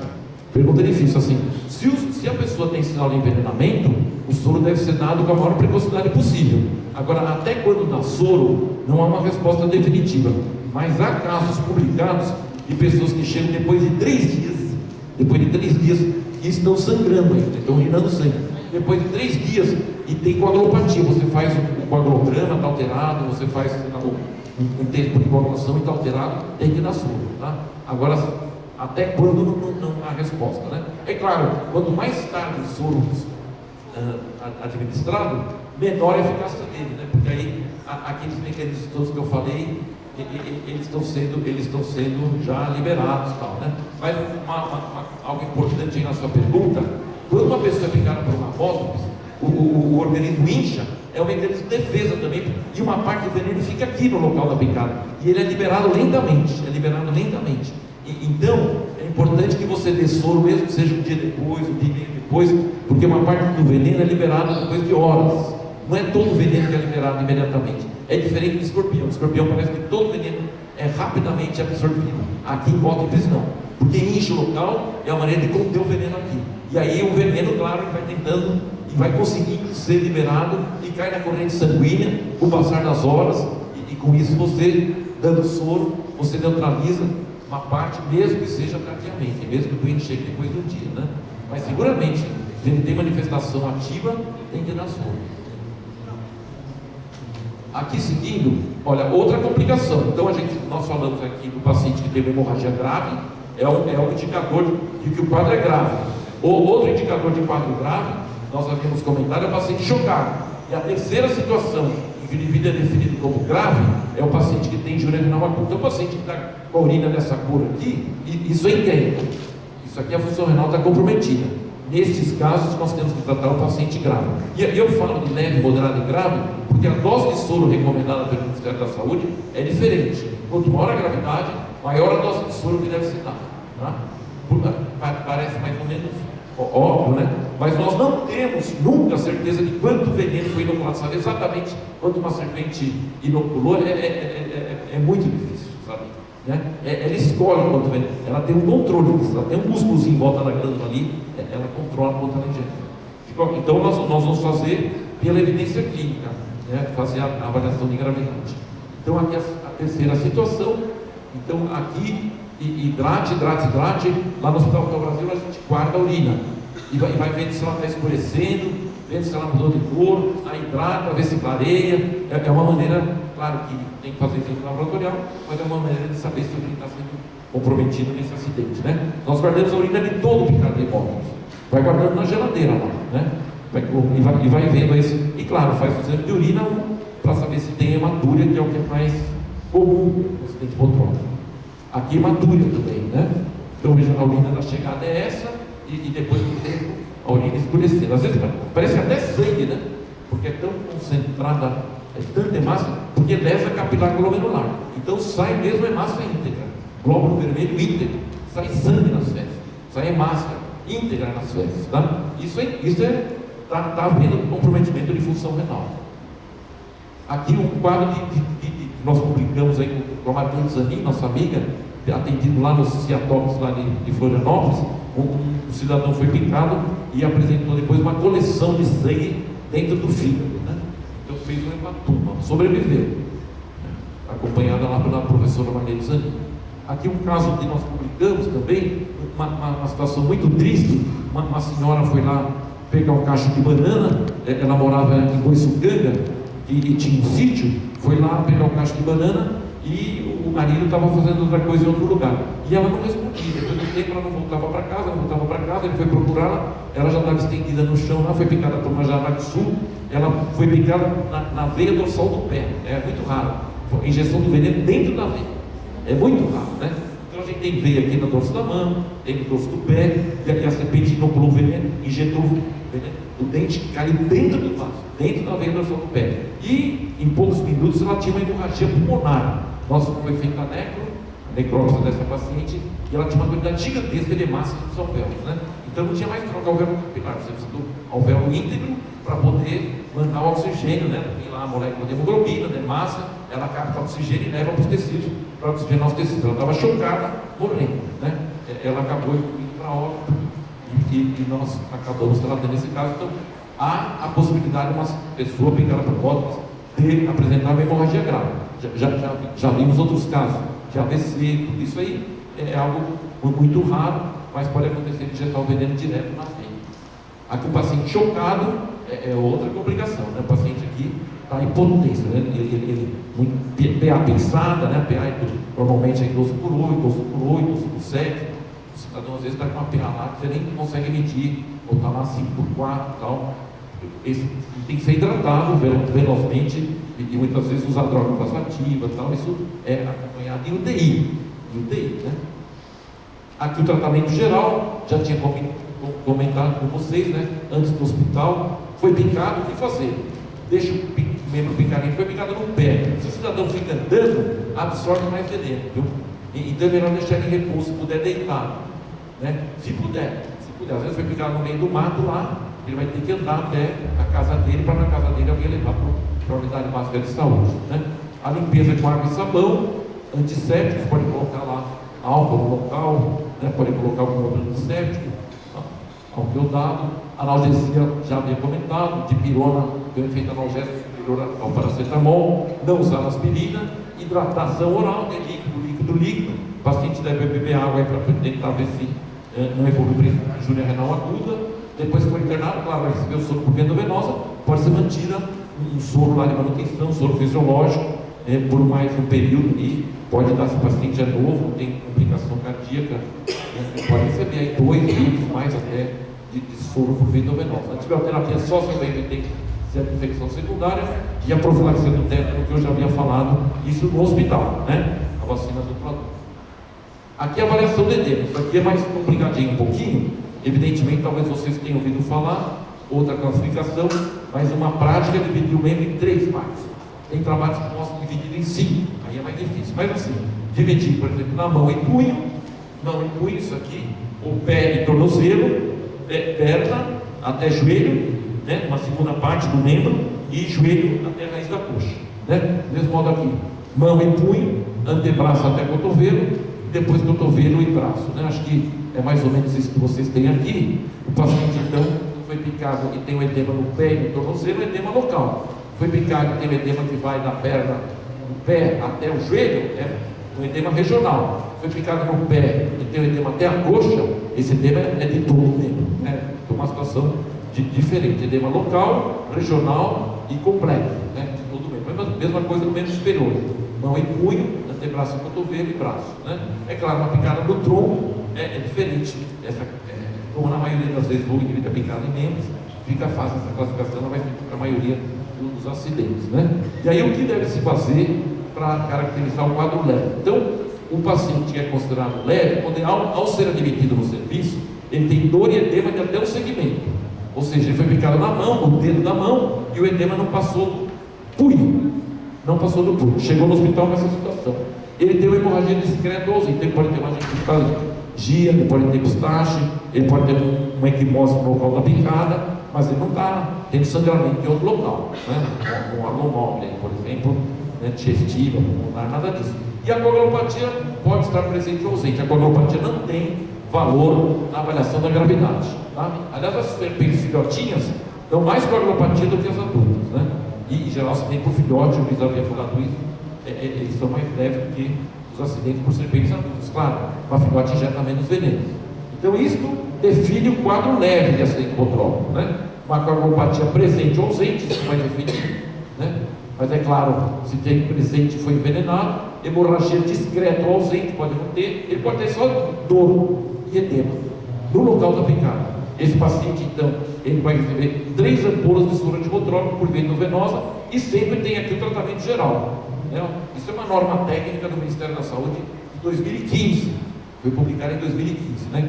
E o Flávio sempre pede para divulgar, porque é a orientação do Ministério da Saúde, né? Todo paciente submetido a tratamento soroterápico deve ficar em observação por no mínimo 24 horas, e o tratamento geral consiste em abordagem da dor, né? Analgésicos orais, por exemplo, hidratação adequada, drenagem postural, deixar o membro lá em repouso, analgésicos aí de acordo com a abordagem da intensidade da dor, e profilaxia do tétano. Hidrate. Complicou alguma coisa, trate, né? Apareceu infecção secundária, apareceu injúria renal aguda. Alguma dúvida? Desculpa, o que é o 4? Soro antipotrópico, 3 ampolas? Endovenoso. Intravenoso. E tratamento geral. Mudou a forma de tratamento ou não? Não, essa forma de tratamento ela é recomendada desde 2015. Foi publicada em 2015. É uma norma técnica do Ministério da Saúde em 2015, né? Isso, por exemplo, em relação por exemplo, a coagulopatia, né? Não mudou. Isso desde 1980 é assim, né? Bom, eu estou aqui, eu sou enfermeira de Calaborã, minha regional está ali, que é a Isabel Cristina. Lá no nosso município manda fazer 2 ampolas. Então, na realidade, eu estou querendo entender para me levar certo, né? Então, na realidade, provavelmente 2 ampolas é suficiente. Mas antes, sabe como estava? Acho que vocês lembram, estavam 2 a 4. Sim, é. E aí, na notificação atrás tem escrito Para a gente seguir. E estava moderado 4-8. E aí, assim, nós achamos, né, o grupo aí de pessoas que trabalham nessa área há muito tempo, reunido, achou que isso pode dificultar eventualmente o profissional de saúde, que é melhor a gente fazer um número certo, assim, em vez de 2 a 4, não sei se eu dou 2, não sei se eu dou 4, então a gente pôs 3, que é bem no meio, tá bom? 4-8 a gente pôs 6, Não, que é o senhor moderado. falou, o mundo parou. Não, então, isso aí assim, eu apaguei aqui, até o Zé deles não está aqui agora, mas tem trabalhos mostrando antigos nossos que 2 parece que é suficiente. Eu falo só para você que já vi que é meio especialista, tá? Mas então a gente recomenda para não haver, para ter uma questão de a gente ter que ter uma norma, né? Assim, como é uma emergência médica, uma emergência de saúde, a picada de animal peçonhento, né? De cobra em especial, a gente achou melhor tem que ser um algoritmo bem tá. Então tem coagulopatia, tem isso, o edema localizado, 3 ampolas, né? 3 ampolas, para poder ficar aquele pacotinho, assim, curto e grosso, né? Mas é uma pergunta muito importante, muito interessante. Não teve uma novidade, foi uma decisão aí do grupo, né? Aqui o caso moderado agora. Oi, por favor. Doutor Francisco, desde a última capacitação que nós tivemos aqui em Cuiabá, foi socializado no estado já 3 ampolas. Que bom. Que foi em foi antes da pandemia, foi em 2019. Então, mas de qualquer modo, assim, se você for ver assim, normas anteriores, até do Ministério, estava lá 2 a 4, né? Se você for ver capítulos do livro, você vai ver 2 a 4. Então, essa orientação do Ministério é para ter um dado objetivo, assim. Mas ótimo que aqui já tem essa informação, vocês estão atualizados, né? E, infelizmente, não foi feita uma atualização do manual todo, né? Essas normas técnicas saíram essa 2015 só para bótopis e escorpião. E fica saindo uma aqui, uma lá. Oi. No escritório regional de Juara, eu estava nessa capacitação e a gente levou, assim, porque o que acontecia muito lá, na nossa regional? Às vezes, teve casos que tiveram 15 ampolas, aquela coisa absurda. E aí a gente falou, teve uma nova, falou de novo, por quê? Mas a gente levou, foi entregue, teve médico que participou e a gente fez uma capacitação para os enfermeiros, com essa tabelinha que falava assim, de 3, 6 e 10, né? Porque naquele momento, foi falado que não estava tendo soro para disponibilizar, e a gente é essa, mas assim, a gente sabe que cada profissional tem uma conduta, mas a gente passou sim essa informação. Perfeito. E evidentemente, acho que houve influência dessa falta de soro para mudar essa decisão. O Ministério da Saúde, frente à falta de soro dos centros produtores, houve um problema porque poderia ter colocado 4, 8 e 12, por exemplo. Não, colocou 3, que é uma tola menos, né? Mas tem fundamento científico, tem trabalhos científicos que mostram. Eu acho que vou falar um pouquinho disso daqui a pouco, né? Mas é interessante, assim. Evidentemente, o médico tem autonomia para tomar decisão pessoal, mas essa é a orientação do Ministério da Saúde. Ela leva em conta uma série de trabalhos científicos que permitem que a gente dê 3 ampolas só com muita tranquilidade, né? Para caso leve. Qual a diluição? Vou falar. Então, diluição é uma pergunta importante. Nós vamos comentar, eu acho que amanhã. Amanhã nós vamos falar de soroterapia. Oi. Pois não. Boa tarde. Sou prefeito do Peixoto Azevedo, controle com coagulograma ou não vale a pena? Vou falar, é muito importante. Uma pergunta muito importante, eu não posso esquecer disso. Se por acaso não falar até o final da aula, por favor me lembre, tá? Mas acho que não vou esquecer. A pergunta é, se o paciente fez o coagulograma deu alterado, se há necessidade depois de controlar a hemostasia, se há necessidade de rever se essa coagulopatia desaparece. Sim. E nós vamos falar o que fazer se por acaso não normalizar a capacidade coagulante do picado. Tá? Oi. Boa tarde, professor. Oi. Meu nome é Rafael, eu sou colega médico. É o seguinte, essa semana passada, na quinta-feira, chegou um idoso para mim, idoso extremo, 78 anos, com múltiplas comorbidades, havia sido picado por uma jararaca há 3 anos atrás. No município de origem que ele havia sido aplicado, foi realizado 4 ampolas de soro antibotrópico, conforme constava na ficha do Sinan que enviaram para nós. Só que esse paciente chegou para mim com TAP-TTPA alargado, com CPK alterada e com hematúria franca. Tem até foto aqui do quadro. E eu solicitei que fosse realizado mais 8 ampolas do soro antibotrópico. O senhor acha que essa conduta foi a melhor conduta para o paciente ou não? Então, não há consenso na literatura. Porque assim, se tinha esse quadro, mesmo que ele tenha recebido 4 ampolas na admissão, ele chegou com essas alterações, e uma delas é hematúria franca, ele é grave. Então não é incorreto você dar mais 8 ampolas. Se ele recebeu 4, a dose recomendada hoje para grave são 12. Então não é incorreto você dar mais 8 ampolas, né?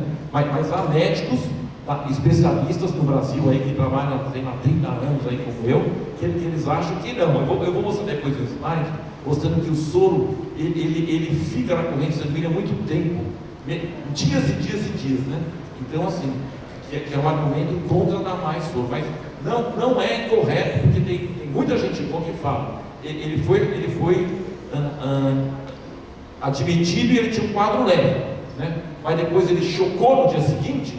Tem muita gente boa que prefere dar 8 ampolas, eu inclusive tendo para essa opinião, né? Eu tenho para a sua opinião também, de dar mais 8 ampolas. Ele tem hematúria franca, então não é incorreto isso, né? Depois eu posso mostrar o outro lado lá. Tem pessoas que falam que não, que o soro está lá circulando, mesmo que essas 4 ampolas tenham sido dadas aí, o soro vai estar lá neutralizando esse veneno todo. Então, é algo que eu acho que merece o médico tomar essa decisão, né? Essa é a foto da hematúria.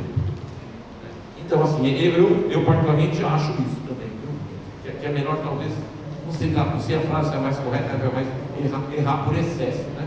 Agora, isso não vale para a progressão do edema, isso é importante a sua pergunta, viu?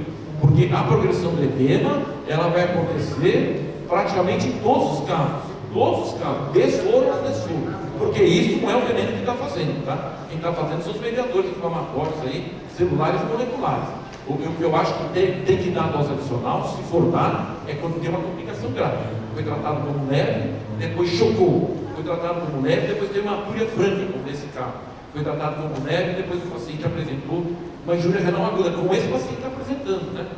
Então eu acho que é uma conduta bastante defensável, né? Eu posso não dizer assim que é uma conduta que todos deviam adotar, mas é uma conduta que o médico tem o direito de tomar essa decisão e ele está correto, né?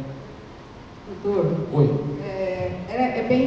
Eu ia entrar nesse mérito dele, se quando a gente pega um paciente, porque assim, nós somos do interior, e muitas vezes o paciente chega com 1, 2 horas para nós dentro do hospital com um quadro leve, né? E 24 horas ou 3 dias depois ele evolui, pode evoluir. Não quer dizer que foi feita uma classificação errada do paciente. E até quanto tempo a gente poderia reclassificar, vamos dizer dessa forma, esse paciente? É um processo dinâmico, né? O paciente foi picado, o veneno foi inoculado, ele está evoluindo, ele está tendo manifestação inflamatória, está tendo manifestação hemostática, ele está tendo comprometimento de função renal. Então, por isso que está dito aqui, o paciente nunca pode ter alta. Não existe isso, o indivíduo tem sinal de envenenamento. Você dá soro e manda para casa. Tem pessoas que fazem isso, né? Tem profissionais de saúde que não se deve fazer isso. Você não sabe como vai evoluir, você não sabe quanto foi inoculado naquele cidadão. Aparentemente, pode ser que ele tenha chegado cedo e tenha se injetado uma quantidade grande de veneno, né? Então é um processo evolutivo. O que eu acho que é muito correto, o que eu acho que dá para afirmar com muita convicção, é que a progressão de edema não é motivo de soroterapia adicional em nenhuma situação. Em absolutamente nenhuma situação. Nenhuma situação. E isso eu acho que é muito importante, porque é isso que acontece na maioria das vezes. E isso que eu estou querendo explicar aqui, isso é o resultado da ação dessas famílias de toxinas inflamando lá o local, né? Agora, eu acho que é muito mais polêmico assim. O cidadão entra como leve e depois ele recebe lá 3 ampolas e depois no período aí ele choca, né? E isso é algo complexo, acho que não há resposta definitiva para isso, né? Eu vou falar um pouquinho e vou mostrar algumas publicações nossas aí, do grupo lá do Butantan, talvez alguma outra, mostrando como o soro, um bom soro, né? O bom soro, o soro brasileiro é muito bom. O soro do Instituto Butantan, modéstia à parte, é muito bom. Eu falo como se ainda estivesse trabalhando lá, não estou mais lá. Mas eu conheço a produção lá, né? Visitei lá muitas vezes. No meu curso de pós-graduação lá, a gente sempre visitava a produção e lá o soro, a quantidade de monoglobulinas que tem ali é muito grande e é um soro altissimamente purificado, né? Um soro que dá pouca reação e tem altíssima capacidade aí neutralizante quando os testes são feitos aí, essenciais para você liberar o soro, né?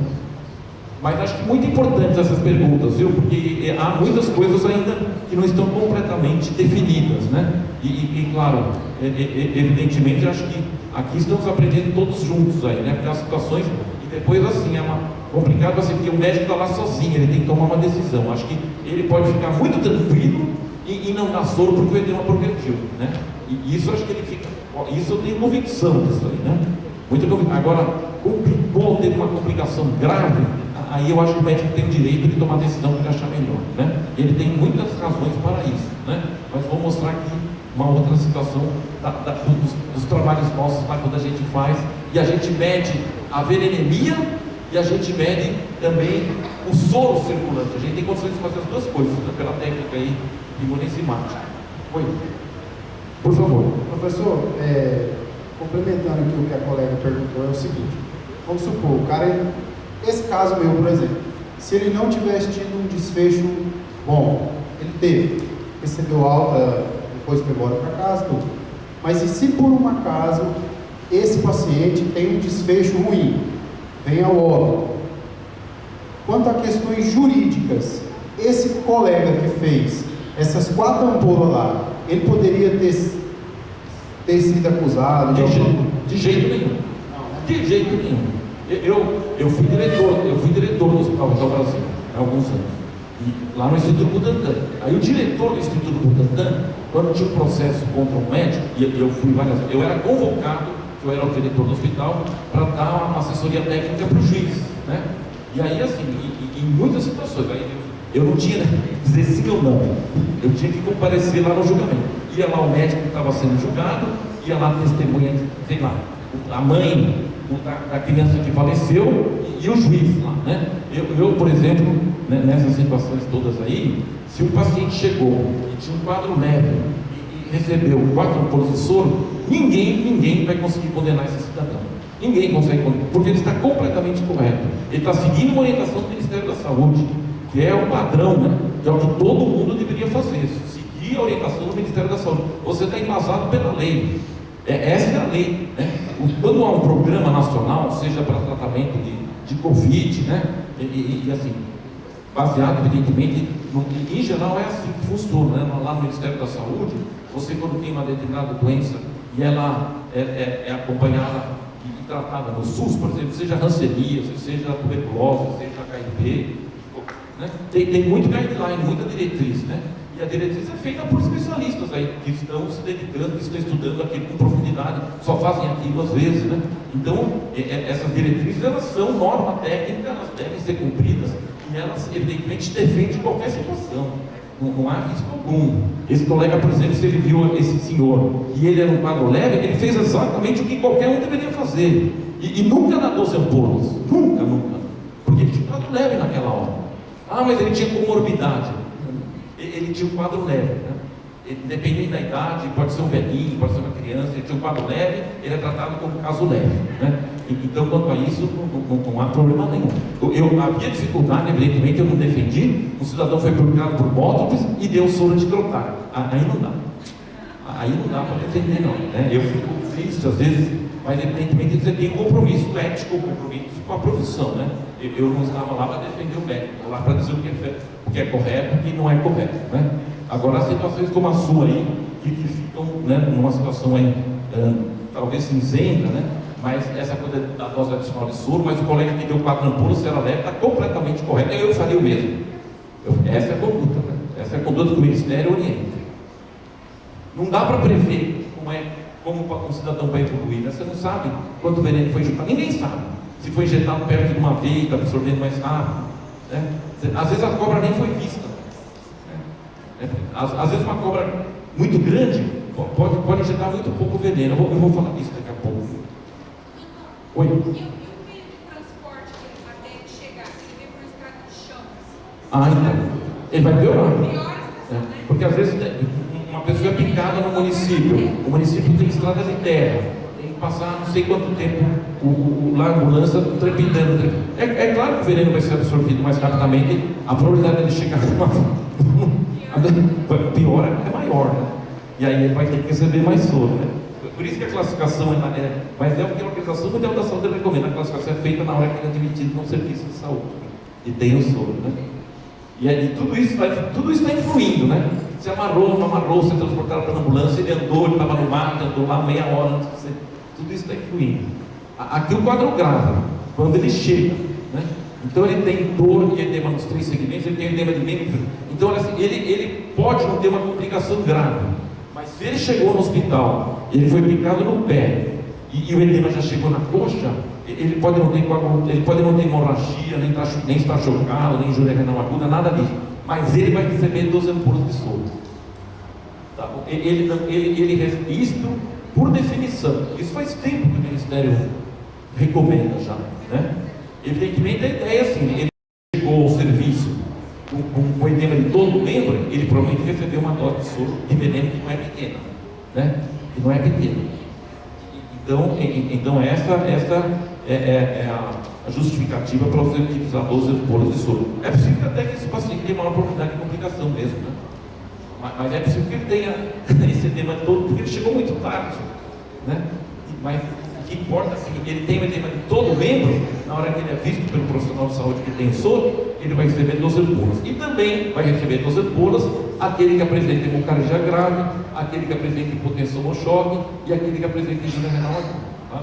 Não interessa, no caso leve, moderado ou grave, se ele tem coagulopatia ou não, né? Pode ter um DC alterado, um coagulograma alterado ou normal, isso não vai influenciar a dose de soro na admissão, na avaliação de gravidade do paciente. Oi? Essa questão da dor e do edema, isso é antes dele receber o soro? É antes dele receber o soro. É antes dele receber o soro. Ele chega e é avaliado pelo profissional. Aí o profissional vai ver o quadro inflamatório local, ver se tem coagulopatia, ver se tem hemorragia. E isso que é bom. Oi? Evolução do edema não é critério. Aliás, então, eu fui afirmando de novo, um cidadão é picado, recebe 3 ampolas, porque foi considerado leve, porque o edema estava só no pé. O edema progride para a perna, né? O edema pode até progredir mais. Você não dá soro adicional. Não dá soro adicional. Isso é muito importante. Não dá soro adicional, porque ele não está tendo complicação sistêmica. É só progressão do edema, que está acontecendo em praticamente todos os casos. É aquilo que, acho que talvez reforçando um pouco mais, o soro ele neutraliza só o veneno. Esses mediadores que o veneno libera, o soro não neutraliza nada, nem tem obrigação de neutralizar, né? Isso tudo é mediado, né, por um monte de famílias de toxinas aí que estão liberando um monte de substâncias aí que estão no nosso organismo lá. Essas citocinas inflamatórias, prostaglandinas, leucotrienos, né, prostaciclinas, né, aquelas substâncias que o neutrófilo libera lá, então derivados do óxido nítrico, elas são extremamente lesivas, elas levam a uma destruição tecidual imensa, né? O veneno está fazendo com que o indivíduo reaja, e essa reação toda é mediada por nós mesmos, né? Nós ativamos moléculas e células que vão autodestruir o local, e isso, evidentemente, o soro não neutraliza nada, absolutamente nada, nem tem essa função. Isso tudo é uma reação em cadeia que o veneno desencadeou, mas que o soro não vai neutralizar. O soro neutraliza e neutraliza muito bem o veneno, e é isso que ele deve fazer. Por essa é a justificativa de não se dar dose adicional de soro. Esse é o conhecimento atual, né? É o conhecimento atual. Tem mais alguma pergunta aí? Não. Mas obrigado pelas perguntas, viu? Porque ajudam e vocês entenderem as dificuldades que nós temos aqui com a responsabilidade de representar o Ministério da Saúde. E às vezes eu tenho que falar, evidentemente, por isso que eu acho que a gente tem que ter essa frente sanitária, porque há muitas dúvidas nessa questão aí da dose adicional. Eu acho que é uma discussão muito difícil, viu? Mas uma situação tem uma complicação grave, e acho que você tem direito de decidir dar mais força. Aqui é só reforçar então, 12 ampolas, endovenoso, sempre, né? E o tratamento geral, e tratamento da complicação sistêmica, né? Se não for só progressão do edema, vocês, por favor, vejam lá se está tendo hemorragia grave ou está chocado, aí vejam o tratamento adequado para choque, vejam o tratamento para injúria renal aguda. Aí, evidentemente, tem que chamar o nefro lá, o nefrologista, para poder acompanhar o caso, para ver se a indicação de diária. Às vezes o indivíduo tem uma injúria renal aguda poliúrica, dá para acompanhar se vai tratando, ele está urinando bem, tudo, e às vezes essa função renal vai se recuperar com o passar dos dias das semanas, né? Aqui o prognóstico, né? Então, tudo isso que nós havíamos conversado aqui, que vocês estão falando, então, claro, tudo isso é um fenômeno dinâmico, aplicado, a encrenca aconteceu, já, o veneno foi injetado, você não sabe quanto é, não sabe aonde foi injetado esse veneno, você não sabe se o indivíduo tem comorbidade ou não, às vezes, né? Às vezes você não tem uma ideia exata de tudo, então você tem que estar atento, examine e acompanhe, mas tudo isso nós sabemos que influenciam, né? Quanto maior o tempo e o início do soro, quanto maior o comprimento da serpente, a idade e o peso, claro, uma mesma serpente que pula veneno numa criança e a mesma dose num adulto de 70 quilos, os dois não têm nenhuma doença de base, é claro que na criança a situação vai ser pior, a concentração do veneno vai ser muito maior na criança do que no adulto de 70 quilos. Então isso tem relação com gravidade, mas não é isso que define a dose de soro. O que define a dose de soro é a gravidade na divisão do serviço. Identificação precoce e tratamento adequado das complicações. Muitas vezes o indivíduo está lá em injúria renal aguda e não se percebe, está sem urinar há 12 horas e não se percebe, né? O cidadão, o doente está lá no pronto-socorro, às vezes o médico e a enfermeira está vendo muitos outros doentes, né, simultaneamente. Então às vezes pode haver uma dificuldade e o diagnóstico ser tardio. E claro, isso tudo compromete a incisão, torniquete, sucção, aumenta o risco de infecção, você pode levar, né, as bactérias da cavidade oral para o local da picada, não aplicação de tudo isso aumenta a probabilidade de complicações locais, né?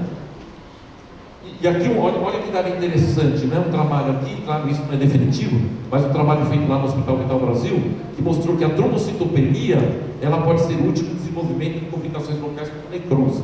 Parece que as pacientes que têm trombocitopenia, uma diminuição das plaquetas, na evolução, na divisão, ele tem, e na evolução, tem maior probabilidade de necrose, né? A intensidade da neutrofilia e da eosinofobia também pode ser um indicador de necrose.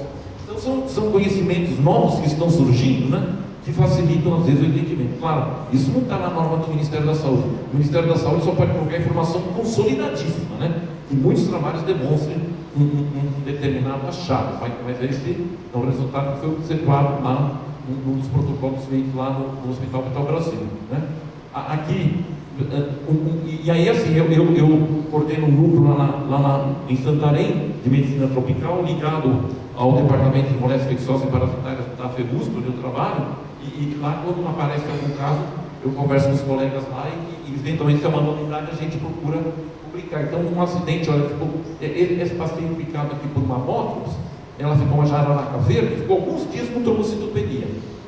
Então, algo assim novo, fez abscessos, né? A gente conseguiu comprovar através do ultrassom aqui o local da picada. Então, eventualmente, se vocês têm algum caso assim que tem manifestações, né, um pouco inusuais, ou às vezes um acidente por um animal que nunca foi publicado, pouca publicação, merece ser publicado, né? Aqui um trabalho de mestrado que eu orientei de uma aluna nossa, Alessandra, e uma coisa interessante, nós tínhamos lá no Hospital Vital Brasil, que foi fundado em 1945, todas as serpentes que causaram acidente foram levadas, nós tínhamos o Museu das Serpentes do Hospital Vital Brasil, tudo guardado lá. Teve um incêndio alguns anos atrás, acho que muita gente soube disso, e perdemos tudo, né? Então isso foi muito triste, mas a Alessandra, ela fez esse mestrado antes desse incêndio. Então ela mostrou, por exemplo, que nos acidentes contrópicos, mais ou menos 13% trouxe serpente, era uma jararaca ou uma jaracuçu, e 13% não tiveram nada, não tiveram absolutamente nada, nem coagulopatia, nem hemorragia, nem edema, é a chamada picada seca, né? Internacionalmente chamam de dry bite. Então picada de jararaca, picada de cascavel, não significa obrigatoriamente soro, significa internar e observar. Se apresentar qualquer manifestação, seja uma coagulopatia, seja uma hemorragia, seja um edemazinho, seja no local, dê soro. Se não tiver absolutamente nada em 6, 12 horas, alta, chama-se picada seca. Não é incomum, pelo menos 10 em cada, né, pelo menos 10 em 100 casos, não vai ter nada. Pode ser picado por uma jararacuçu de 1,5 metro. A serpente não injetou veneno. A serpente pode decidir não injetar veneno. Pode ter comido um animal agora há pouco, né? Ela pode ter um ângulo que não foi adequado. Ela pode ter quebrado o dente. Pode ser muitas situações, né? Mas picada de animal peçonhento, né? Picada de serpente peçonhenta, não é obrigatório a soroterapia. Vai depender da apresentação de manifestação clínica laboratorial. Se não tiver nada, não é para dar soro, tá? É a picada seca. Aqui um outro caso também para mostrar aquilo que eu acho que o Luiz falou, muito importante. A maioria das serpentes não é peçonhenta. Se trouxe a serpente, é uma jiboia, é uma caninana, é uma jararacuçu do brejo, é cobra papa-ovo, cobra verde, seja lá o que for, você dá alta. No máximo, se tiver um pouco de dor, porque ela mordeu lá, uma ação mecânica, tem uma analgésica ideal, né? Então, assim, soro vai ser dado somente para o envenenamento fítico que tem manifestação, tá? Para resumir, né? Você não vai dar soro nunca para, evidentemente, o indivíduo foi picado por uma serpente não peçonhenta. E você não vai dar soro também para uma pessoa picada por um animal peçonhento, uma serpente peçonhenta. Uma serpente peçonhenta, você sempre deve dar soro quando tem envenenamento, mas se não tiver envenenamento, nenhuma evidência de envenenamento, você não dá soro, tá? Acompanha em campanha, não teve nada em 6 horas de alta, sem soro ou qualquer picada assim. Aqui, olha os trabalhos, Rafael, né, Rafael? O seu nome é Rafael? É Rafael, né? Então, olha que coisa maluca, Rafael. Tem, claro, acidente ofídico está acontecendo no mundo todo, tem muito na África, na Ásia, e tem grupos estudando isso. Aqui é um estudo feito lá por um grupo de uma universidade britânica, né, de Oxford, da Universidade de Oxford, da Inglaterra, e é um problema de falta de soro na África. É generalizado, tirando pouquíssimos países lá, acho que o Egito produz soro, né? Eu acho que a Argélia também, mas é uma dificuldade muito grande. Então, eles fizeram um estudo, e isso nós fazemos nos estudos nossos lá no Butantan, não de rotina, mas quando a gente tem projeto de pesquisa, a gente faz, né? E a gente pode dosar a quantidade de veneno, aqui veneno em linha, né, contínua, aqui em linha tracejada, a quantidade de soro, né? E vejam aqui, depois tem uma respostinha, olha. Os níveis de veneno, linha contínua, e antiveneno, linha quebrada, e um paciente picado por Aedes ocellatus na Nigéria, trabalho feito em Lagos, e tratado com antiveneno monoespecífico do Instituto Africano de Pesquisa Médica. Observe a rápida depuração do veneno, aí tem lá a restauração da coagulabilidade do sangue, e isso o soro neutraliza bem essa atividade coagulante, e vejam aqui, olha, o soro, ele quando é dado, rapidamente a venenemia vai a zero, né? É coisa de nanograma por ml, é 10 a menos 9 de grama, é uma coisa muito pequena a quantidade de veneno, e o soro neutraliza, e é muito rápido, né? Então, assim, terminou o soro, a venenemia desaparece, e não reaparece, então aqui você tem 12 horas, mas a gente acompanha semanas lá, a gente, nos nossos trabalhos lá que fizemos, nós acompanhamos semanas, o veneno não reaparece. Então a quantidade de soro que a gente dá neutraliza muito bem o veneno, e o soro ele tem uma meia-vida muito maior do que o veneno.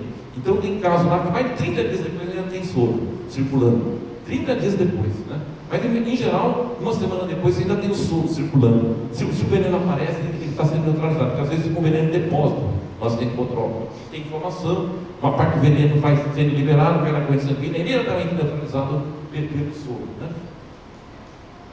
Então aqui, olha, um estudo também feito por nós lá, 98, né? Aqui um trabalho mais, de uma maneira mais geral, né? Genérica. O antiveneno eficaz é aquele que o alto nível de anticorpo circulante ativo é mantido na circulação após a eliminação inicial do veneno. Não pode voltar a ter veneno circulando. Se aparecer, o soro tem que neutralizar. Por isso que nós usamos FAB linha 2, né? A gente não usa FAB. FAB é um pedacinho pequenininho da imunoglobulina, tem uma molécula pequenininha, a meia-vida é rápida. Em pouco tempo ela está sendo eliminada pela urina. Aí lá nos Estados Unidos eles produzem só FAB, lá eles têm que dar soro várias vezes, porque depois de um tempo você vai lá, dosa o soro e não tem mais nada. Não tem mais. O FAB linha 2 é uma molécula muito maior, ela tem uma meia-vida muito maior, né, dentro da corrente sanguínea. Então isso que nos tranquiliza. O mesmo número de IgG, acho que tem um instituto lá na Costa Rica, muito famoso, o Instituto Clodomiro Picado, que faz IgG, a IgG tem uma meia-vida muito longa, né? Isso é uma justificativa para não dar dose adicional de soro, porque o soro está lá. O soro está lá, né?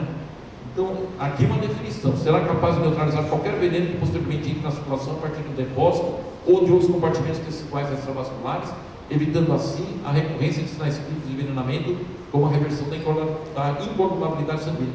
Lá no Butantan e muitos serviços mostram, depois que você dá o soro, 24 horas depois, a sua pergunta, né? 24 horas depois o indivíduo já tem praticamente a coagulabilidade normal, sabe? Se por acaso isso acontecer, já ainda tem alteração na coagulação, a indicação do Ministério de se dar mais 2 ampolas de soro antibotrópico, né? 24 horas depois que terminou o soro, não 24 horas depois da picada, né? Porque é importante que o soro fique circulando lá 24 horas em contato com o veneno. 24 horas depois não pode haver mais coagulopatia. O soro neutraliza muito bem a atividade coagulante. Quando falam que o soro neutraliza muito bem a atividade inflamatória local, o problema não é a qualidade do soro. O soro neutraliza bem o veneno. O problema é que o soro não vai neutralizar tudo isso que o veneno está liberando. E isso não tem jeito. Eu fiz meu doutorado em livre-docência nessa área. A livre-docência, uma coisa que eu fiz foi assim, um grupo recebeu soro, um estudo duplo cego, randomizado, prospectivo, e o outro grupo recebeu soro em corticoide. O grupo que recebeu soro em corticoide, o edema foi menor. Então a minha ideia, estou falando eu e meu nome, não o nome do Ministério, eu acho que no futuro você dê o soro quando vai ensinar envenenamento, mas dê medicamentos que neutralizem o que o veneno libera. Que neutralize as citocinas inflamatórias, que neutralize, por exemplo, prostaglandina, prostaciclina, né? E o corticoide é o anti-inflamatório mais potente, que tem a ação mais diversificada que existe, né? Nós produzimos cortisol, né? Só que eu não publiquei, né? O tempo foi passando, então mas a ideia acho que é essa, assim. Tem que neutralizar aquilo que o veneno está liberando, né? O soro já cumpriu o papel dele quando ele é dado, ele neutraliza bem o veneno, né? Um bom soro, eu sei que tem muito soro muito ruim pelo mundo afora aí, esse não neutraliza o veneno. Você dá o soro e continua o veneno lá. Esse é complicado, esse você tem que dar soro mais vezes, né? Mesmo os americanos produzem FAB, tem que ficar dando soro várias vezes, 3, 4 vezes. O soro é degradado, o soro é metabolizado bem, a vida é muito curta, né, FAB? Então, aqui, eu acho que esse estudo que nós fizemos, a gente comprova isso, né? É um estudo antigo, aí publicamos, acho que em 93, em Cumbópolis, Jararaca, né? E a gente mostra algumas coisas aqui na discussão desse trabalho, né? Que os três, naquele tempo, o Ezequiel Dias e o Vital Brasil também produziam soro, né? Hoje só o Butantan. Mas os três soros neutralizavam bem o veneno, né? Todos os antivenenos produziram uma rápida restauração da coagulabilidade do sistema total e uma rápida taxa de eliminação do veneno após uma dose única de antiveneno, né? Então, assim, o restabelecimento e demonstração de altos níveis de soro antiofídico na circulação, mesmo após a abolição da antigenemia do veneno, foram quase sempre observados. A maioria absoluta dos casos, você dá o soro e continua dias e dias lá, o soro, e não tem nada de veneno no sangue. Agora, a pergunta é muito difícil de ser respondida, porque eu não sei no tecido, porque a gente só tem condição de dosar no sangue, né, o veneno. Mas e lá? Será que o soro está chegando lá? Então, o conhecimento atual, ele diz que neutraliza muito bem o veneno na corrente sanguínea, né? Mas no tecido a gente tem essa dúvida. Por isso que eu acho que o colega lá, Rafael, falou, eu dei mais 8 ampolas e completei, porque era o caso, tinha hematúria, é uma conduta aceitável, porque eu não sei como está lá no rim, no parênquima renal, no túbulo renal, né?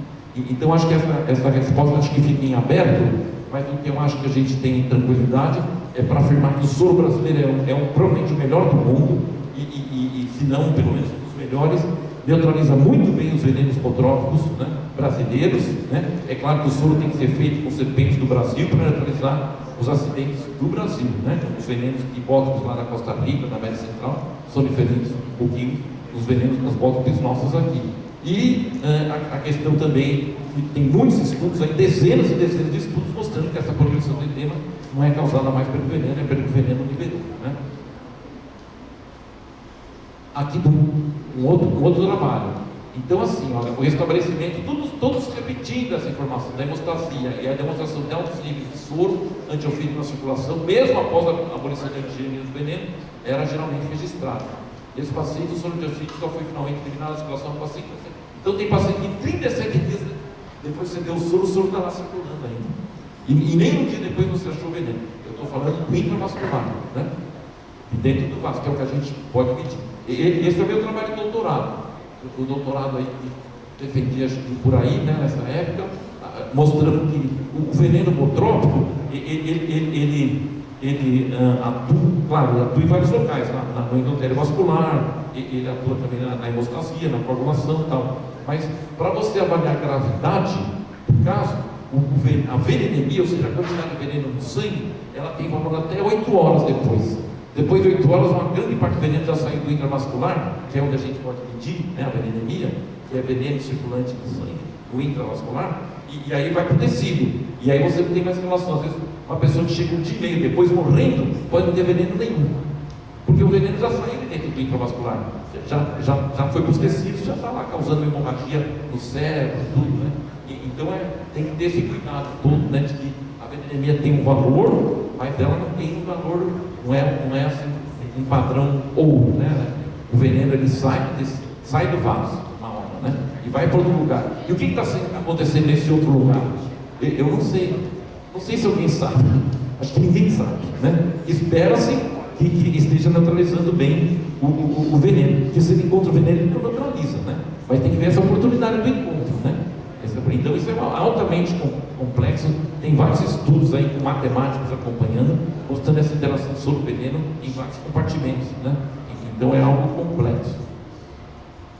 Aqui também um estudo que fala do clareamento dos antivenenos, né? Eu acho que é um estudo que confirma isso, o estudo que nós fizemos na Amazônia, lá com o Pardal, que é um grande colega nosso, Pedro Pereira de Oliveira Pardal, que trabalhou muitas décadas aí. Eu não posso nem falar porque ele já está aposentadinho, mas ele continua firme ainda publicando, né? E mostrando então que o soro produzido lá no Vital Brasil, desculpe, lá no Ezequiel Dias de Minas Gerais, produzido pelo Butantan, neutralizava bem o veneno das bótopis, no caso a bótopis átricos, que é a serpente mais comum na região amazônica. Inclusive no caso de lácteos, recebeu soro antilaquético e evoluiu também com o desaparecimento da venenemia da serpente láctea.